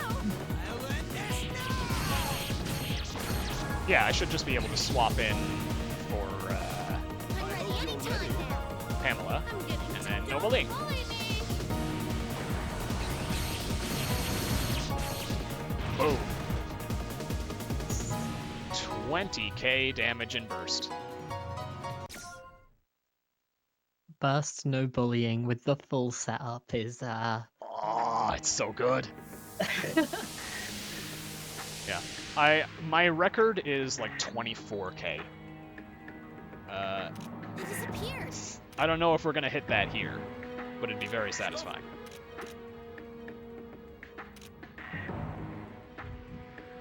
Okay.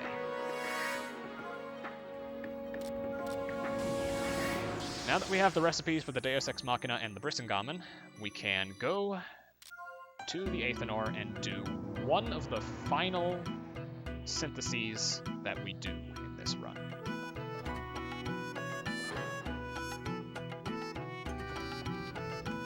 First thing we need is we need aroma material. We don't have it because we need a brilliant stone. Okay. Next thing we need is the Deus Ex Machina, which requires the quartz slicer. Then we need Brissengamen, which requires the magic stone collar. Okay. Oh, right. Saint's Garb. What do I need for this? Aroma material. Okay. And then what do I need for the robe of life? Formel fabric. I don't have any of that. So, one thing of Formel fabric.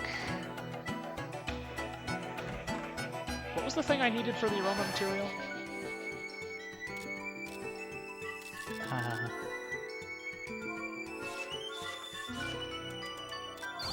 No, I just remembered you needing the aroma material. I have no idea. Oh, right. Brilliant stone. That's what I needed.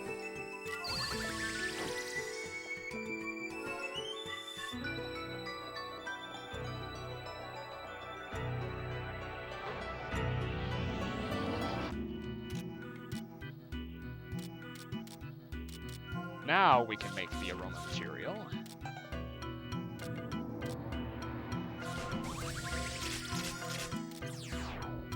Then we can use that to make the Saint's Garb.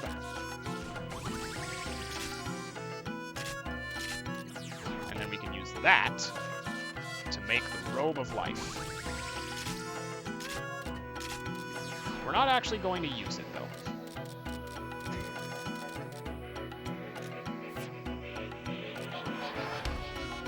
I need to unequip the machine, the quartz slicer, unequip Kate Sid's collar.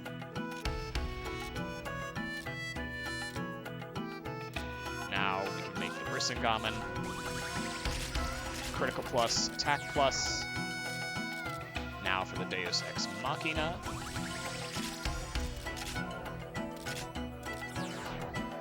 And that's all we need for now.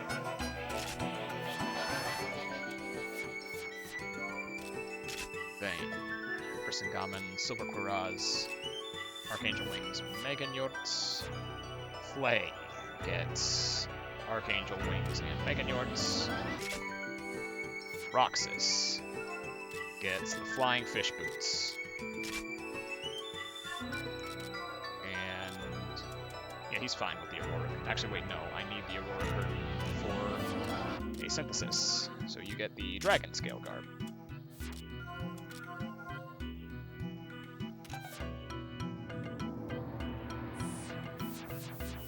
My speed is all specced out. I don't need any magic.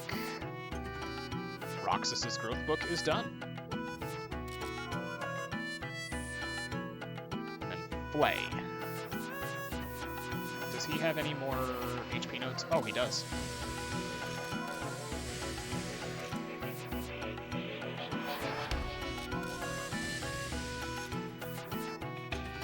Alright, this here will be my next focus. Pamela. I don't quite have enough for the next big thing, so instead I'm just going to focus on this.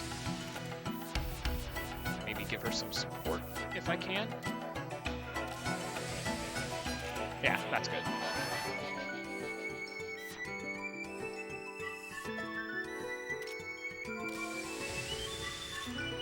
Jess is all specced out on speed, now all she needs is HP. And that's Jess's growth book done.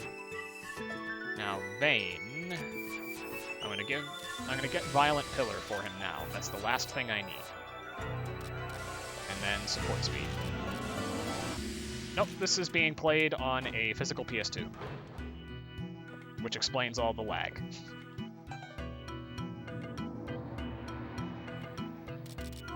That's the last big craft we have to do. There's only one more thing we need to synthesize now, and we'll be doing that just before the final boss.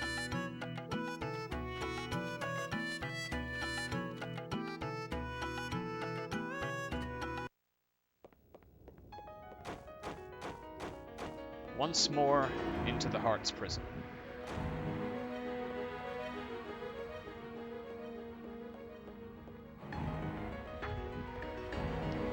If I'm lucky, the next boss will do something very stupid. And that will allow me to get a very quick kill on it.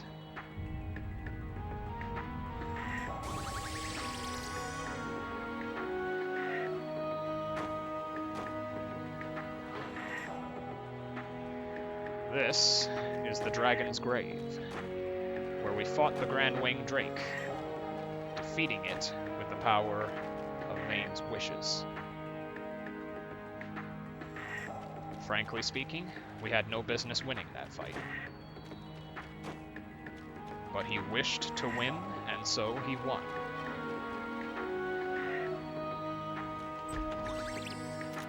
Three heal-alls there. One of the last treasure chests I pick up. Now for a sandbag.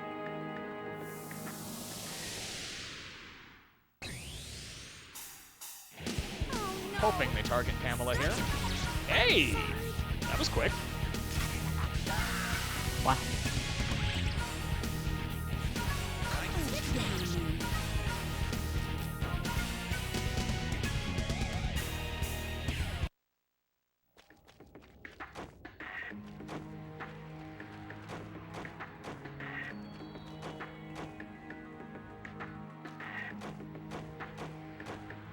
Almost through.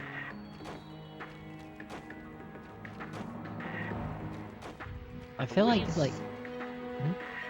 I believe these up here are super nectars? Heal-alls. Okay, those were. You were saying? I feel like out of all of the fights in this dungeon, this upcoming one is probably the easiest. It is. The AI does not do it any favors.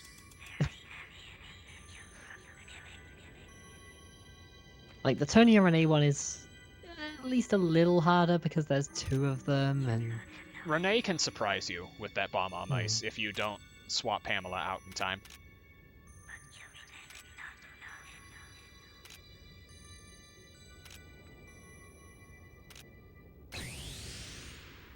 Now we have the Grand Wing Drake.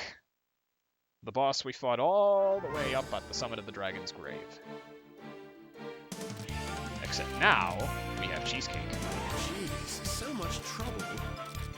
Electric lightning, come down to me!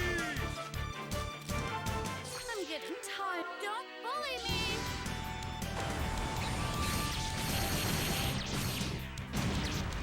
$11K? That's fine by me. I'm ready anytime now. This is my justice.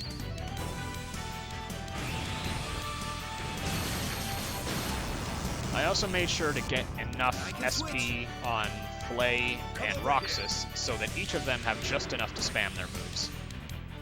Don't bully Flay has just enough for 2 screwdrivers, and Roxas has just enough for 4 retractions. Switching.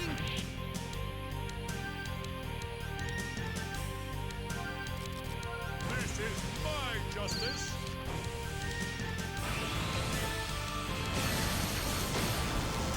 Alright, do the thing. You did the thing, you fool! You have signed your death warrant!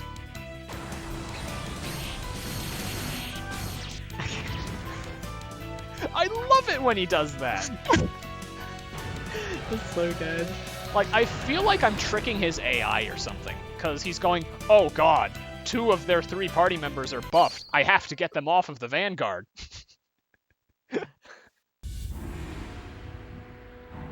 I don't know. It's a very silly fight when it goes well.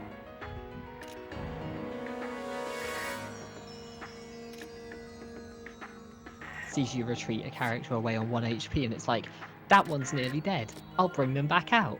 That might be it. That's a good point. Okay. Pamela doesn't quite have enough, so I'm going to avoid spending anything on her just so that I don't go over. I'm going to go right back into the campus grounds.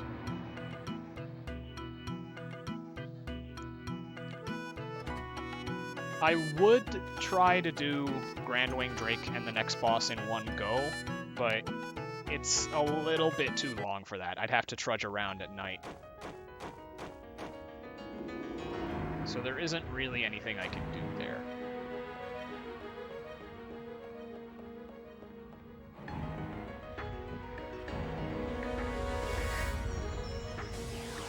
I feel like even without that, the movement backtracking would probably be pretty close to the movement for Yeah, leaving and re-entering. it probably would. Alright.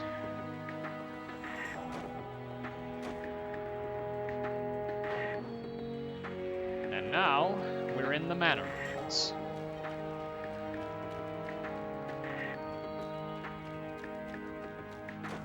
Where Vayne freed the mana from its crystal, using the power of his wishes. Oh, I don't need that. What I do need is all the way over here. This recipe. Wait, no, that's not the right one. I always screw it up. There we go. The Hellclaw. Pamela's strongest weapon.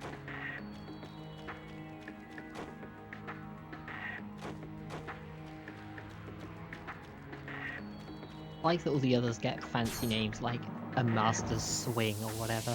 That one's just like Claw. It's a super weapon. Good Yeah. enough. Well, well, It's a super maybe weapon. we have a little It's a fun. claw.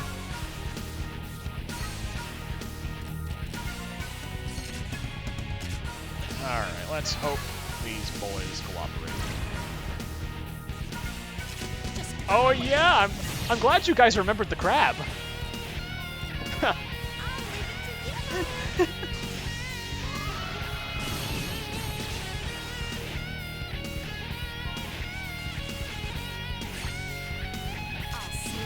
Target Pamela, please.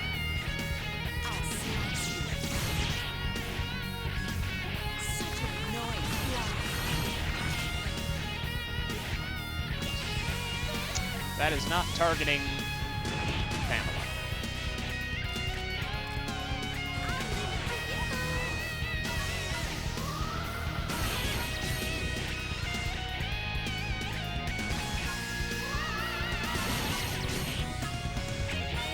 Yeah, it's been in our inventory since like chapter 8. Alright, I'll just retract Pamela in. Do things the old-fashioned way.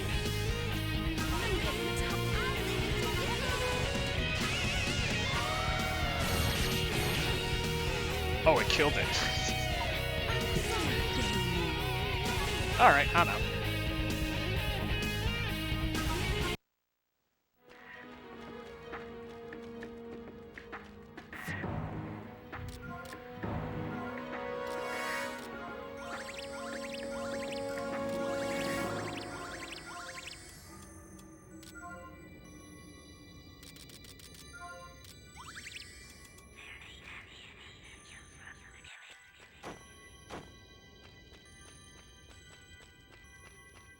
If I recall, this next split, after I defeat the reincarnated device Munda, takes me 25 minutes at most. I might be able to salvage estimate here. It'll be very, very, very close. Because this final chapter is going very well so far. Those we've been...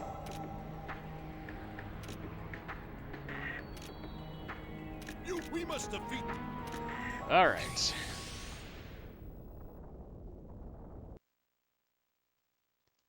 Time for Zweismunda. Zwei. Zweimunda Zwei. Zweimunda. I'm giving all the German viewers an aneurysm.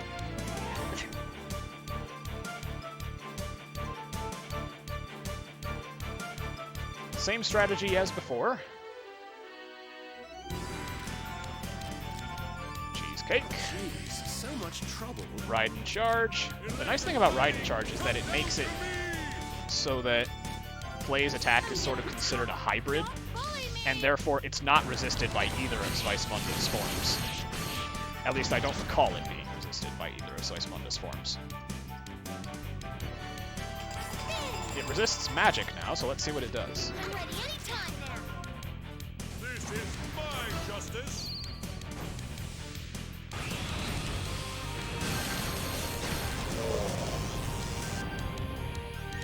And that flips it back to resisting physical, Come over here.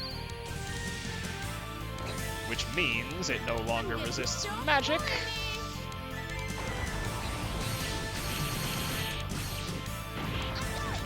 When everything comes together with this strat, it's... It is catharsis. This is my justice.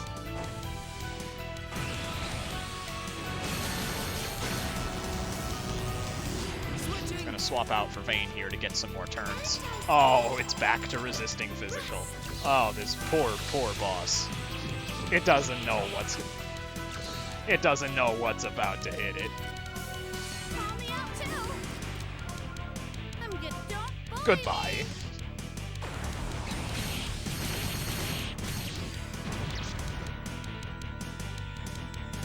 Yeah, the boss's design is great, honestly. It's a really cool looking boss and has a cool gimmick to it. But now it's dead.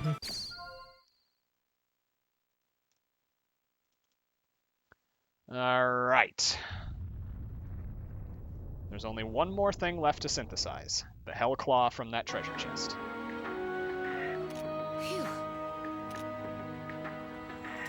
Just gotta head back to the workshop and synthesize that. Yeah. I think I've got enough materials for it on hand, because it's mostly just existing equipment. Gotta... back. That's the last time we'll use the Wings of Icarus.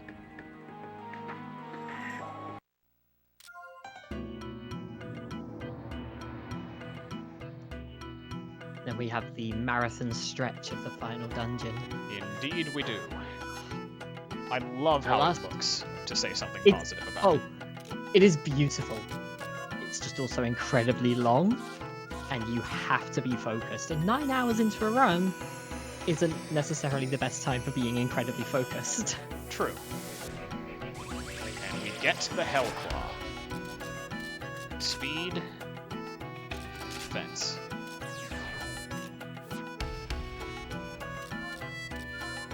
As if Pamela's attack couldn't get any higher, now it's 562.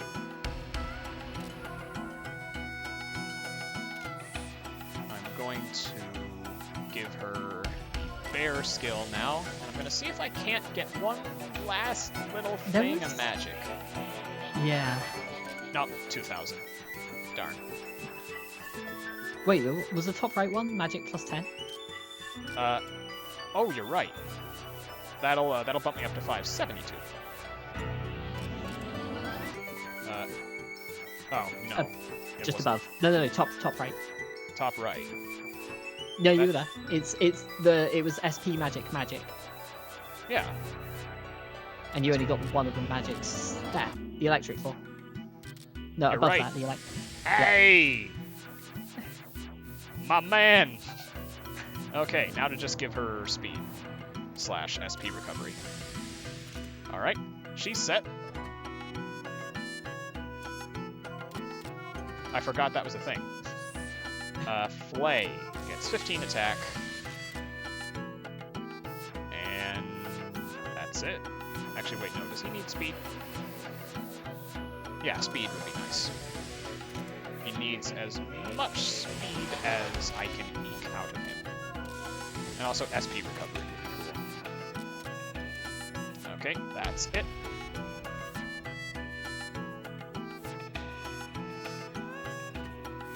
And now for Vayne.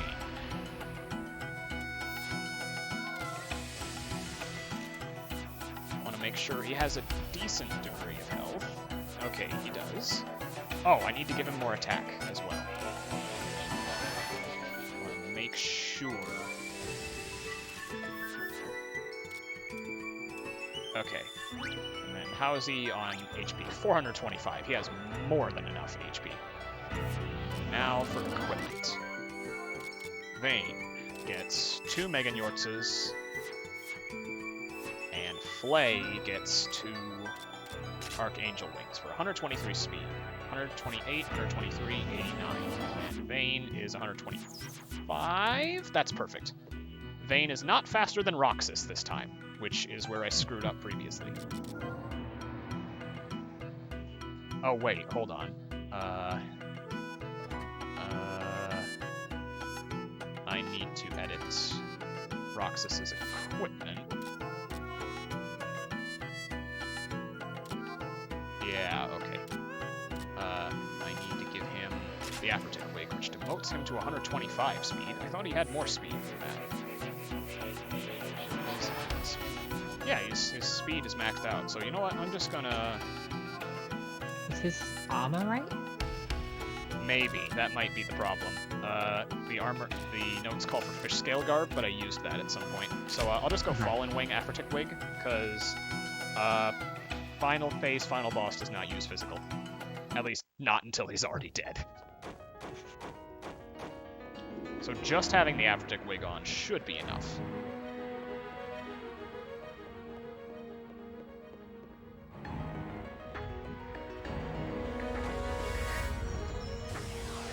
And now Vayne gets a bit of redemption here as well. It's kind of been cast to the side for the last... God knows how many hours.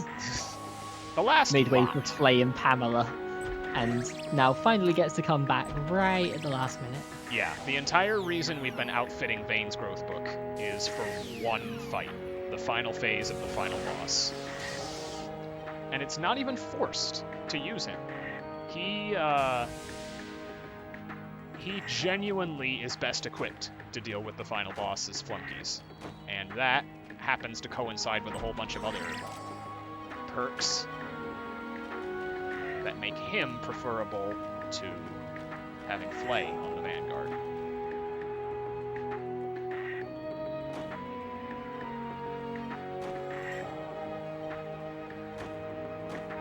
remains of the school here is corrupted by Vane's inner turmoil. The walls and windows are broken. The pillars are starting to crumble.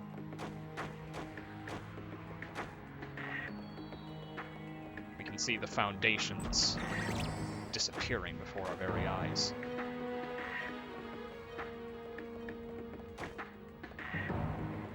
And slowly, the building starts to open up.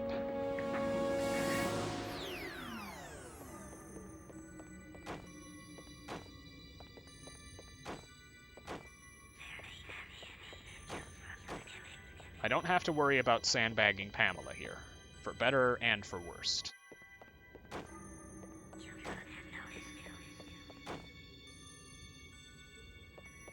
Instead, I just have to focus on getting through here alive, which is easier said than done.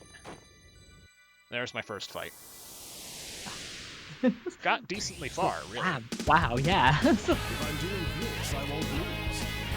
I have room for about 2 random encounters before day turns to night. Oh, And now the very air itself is starting to distort around us. Crystals line the halls instead of textiles. Alchemic incantations appear out of thin air. But you can still conveniently find 5 super nexus along the way, apparently. Indeed you can.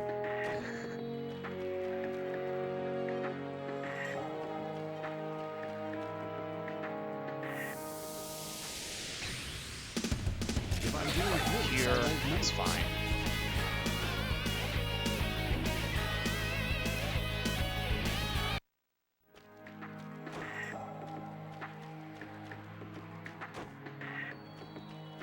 It's getting difficult to tell where I'm even walking anymore. Random assortments of broken school and rock line the air around me. All of Vane's mental turmoil is coming to a head here. This is the penultimate screen.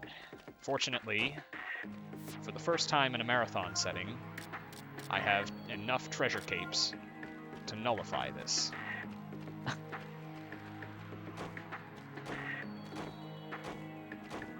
I was gonna say the first run I did of this game took me 11 hours, 11 and a half. Yeah, that was about how And- much time I took too. There was one of the screens in this dungeon where I'm, 10 plus hours in and I'm exhausted. And I think I hit every single enemy in one of those screens. So the fact that you just got through that whole area with 2 fights is unreal. Yeah, it's very fortunate that I have these. They nullify encounters. And yes, that is a magic fruit in my inventory. I'm going to apply it once I hit this save point. I've got 15 minutes until time. I actually have more time than I thought I did. If I didn't die to his old day, I could very well have PB'd here. But alas. Youthful Apple, X heal. Going to give that to Flay. 1 more attack fruit for Vane. 1 more magic fruit for Pamela. And 1 final save. Sub 7. Nice. So here's what we got. 590 HP, 224, 224, with 432 attack. 378 HP with resistance to magic. And then Pamela with 582 magic. And the 2 Jade Tablets. In we go.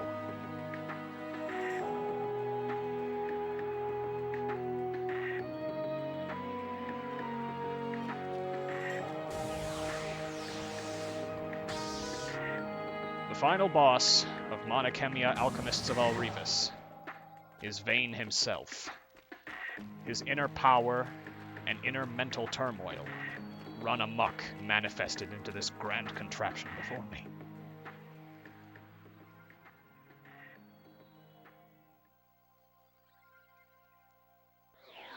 The other Vayne, as he's called, understands Vayne's desire to atone for his sins. But Vayne feels deep, repressed guilt over the killing of his father.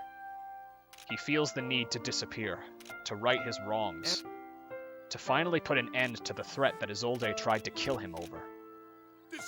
The question being, how does he accomplish that? He could easily just wish himself away, but the bonds he's forged with his friends are too great. It would be too painful to disappear and leave them all behind.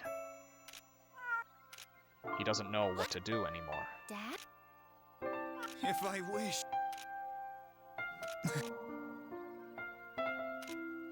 He's completely at a loss for what to do, knowing that whatever he does, he'll likely die. But So instead, he decides to leave the decision all up to himself.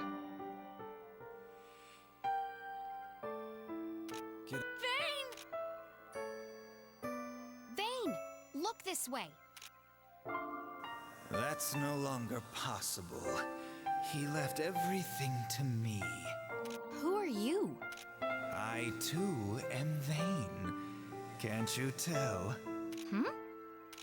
Don't believe me? I'm his power, his desire, his instinct. How can I sum all that up? I don't care about you. Hurry up and turn Vayne back to normal. Normal, you say?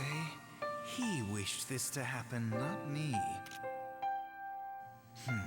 This conversation's going nowhere, so I guess I'll just grant his wish. It's perfect, actually. Everyone he wants to be with is already here. Vayne. Can't we do anything? Do I have to punch you to snap you out of it? Everyone's with me. This first phase of the final boss excludes Vayne from the fight. I'm gonna swap Muppy out for Anna because I do not want to sponsor Muppy-related activities. Here's the big problem compared to the previous fights. Pamela starts this fight at full health.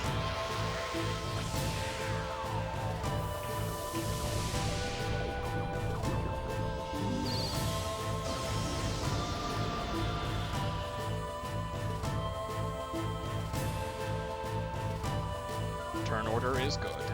Cheesecake Pamela. Gee, this is so much trouble. And instead of immediately no-bullying off the bat, we have to figure out a way to get Pamela down to 1 HP. We do this using the bear skill we just picked up. In perhaps an even more broken twist to Pamela, this combination of her bear skill and her friend's skill will always leave her with 1 health, regardless of her max HP. This is my justice.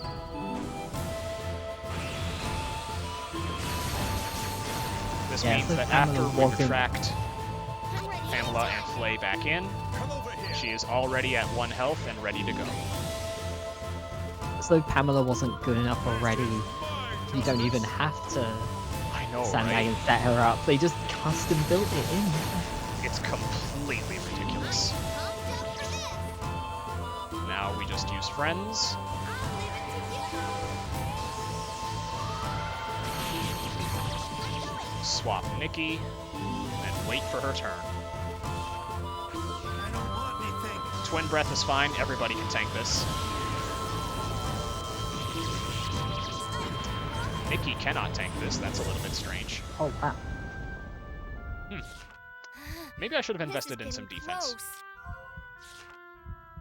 All right, I can go out. That is such an obvious thing to say. It doesn't matter though. Pamela gets another no bullying right here. Don't bully me.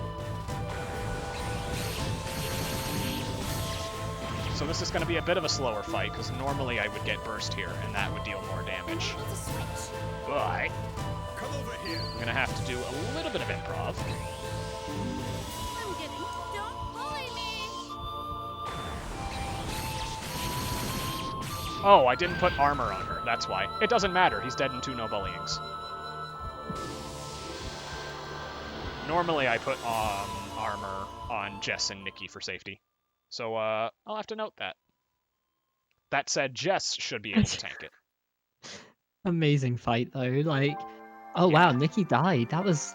Oh, never mind. Dead in 2 hits. Oh no! Anyway. Vane! Are you okay? Are you hurt? Vane is still confused, knowing that he just tried to kill his own friends.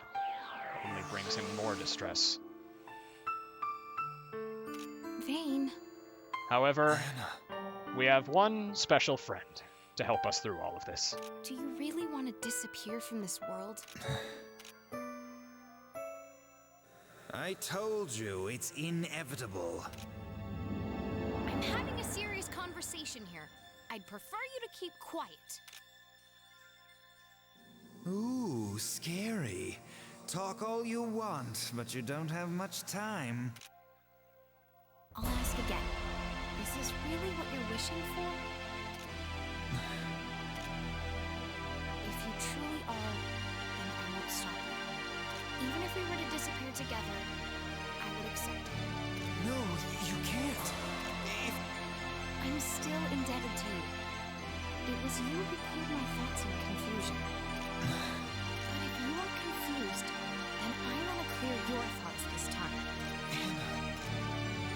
You don't mind if I wish for that at least, do you? Is it selfish of me to be the only one wishing for something? Of course it is. If you ever wished you wanted to be alone, then our wish would never come true.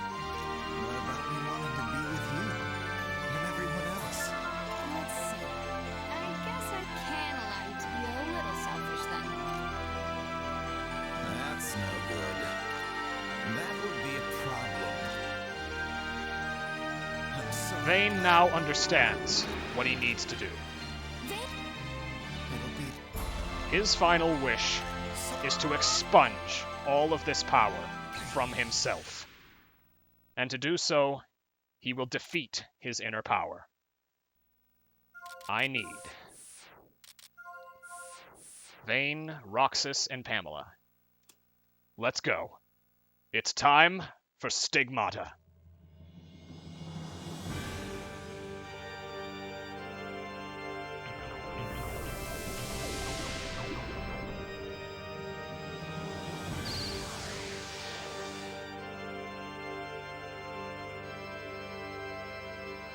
That turn order is perfectly acceptable.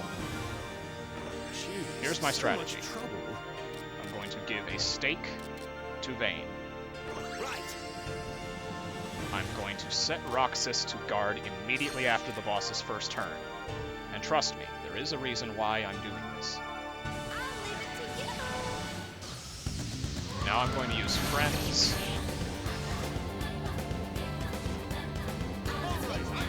And set up an Overwhelm.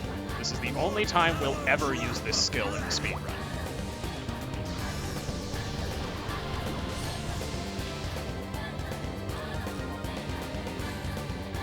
Come over here. Why Overwhelm?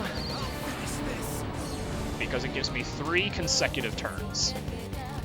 So I can tranquilize myself. And then Violent Pillar all of them. Perfect, I killed one of them. That's exactly what I wanted to. That, in the process, gives me a ton of burst gauge.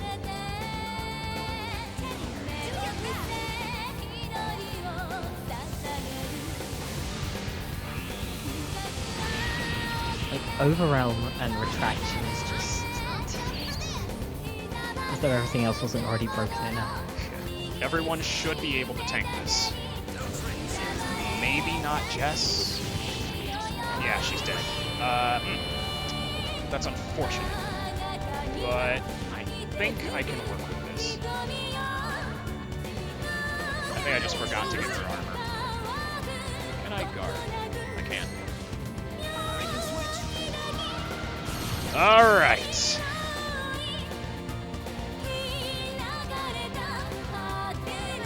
Here we go.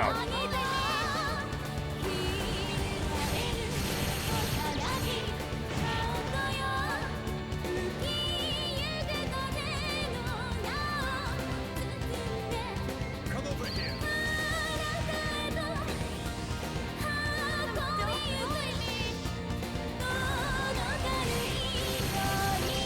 Into burst we go. I'll finish this off.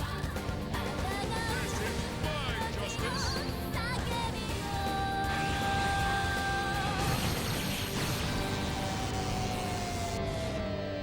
I'm ready anytime.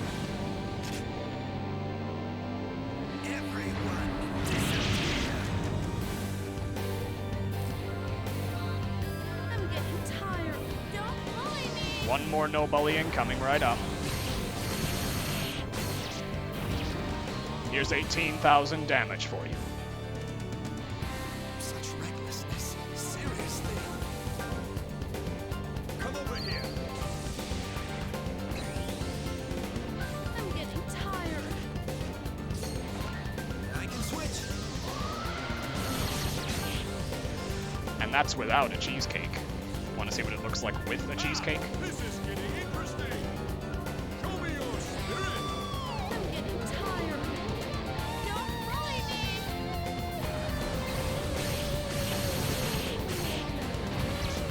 That's time. Game over. And somehow, against divine forces themselves, I'm underestimate. That is Khemia, Alchemists of Al-Revis. I didn't think you could erase the power to grant anything. Don't look at me like that. This is what you wished for. Yes. This all happened because I made a wish. Even to you. This might just be your last wish that ever comes true. Now hurry. You should get out of here. This place is going. I can do two things from here. Vane, let's go. I can All right. Goodbye. shift to the BRB screen and get the Arlen trilogy going, or we can watch Anna's ending.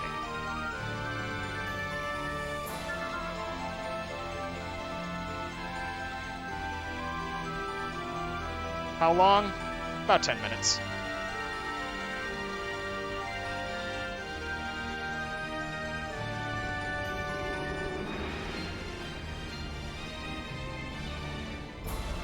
All right. Thank you, Micaiah.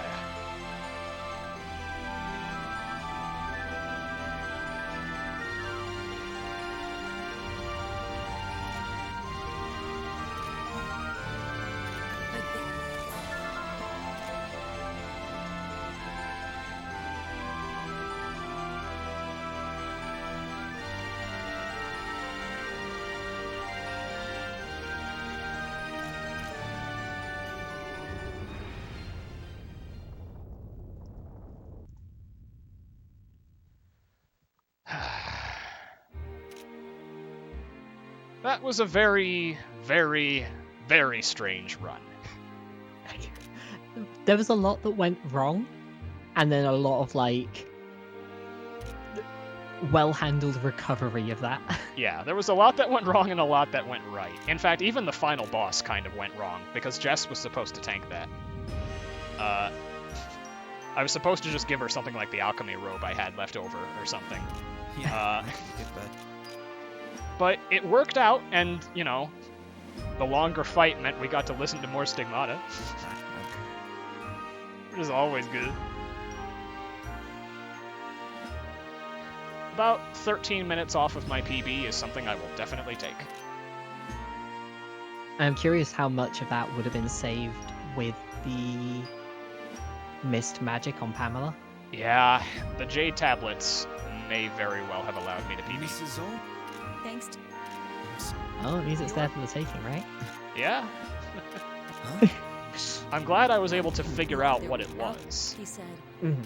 "You there will if No matter what heart.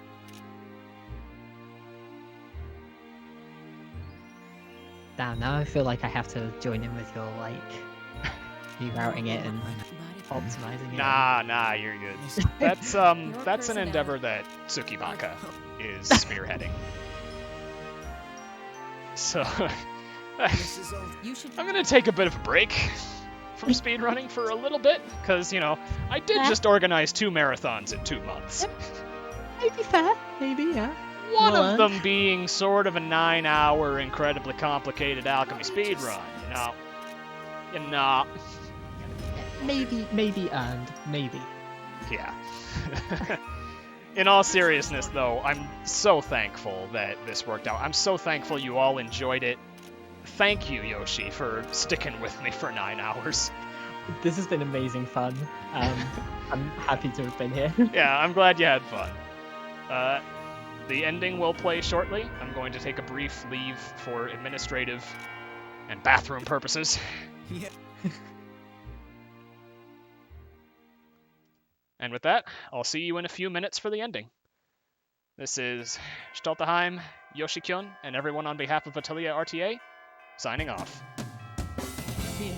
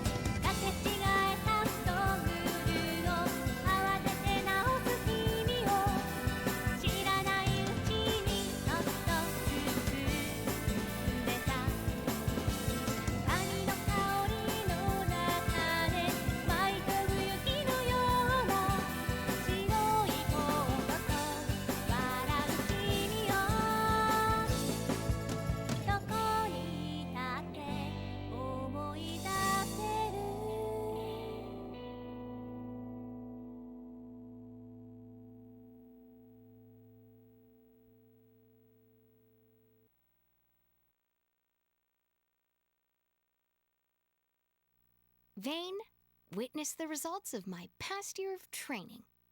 Okay, but I've been training myself, too. It won't be that easy. Then, let us begin. Whenever you're Whoa, wait a minute! No more waiting!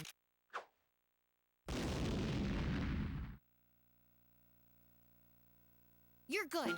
That was a slick dodge. Hey, was that a bomb? It's my very own design.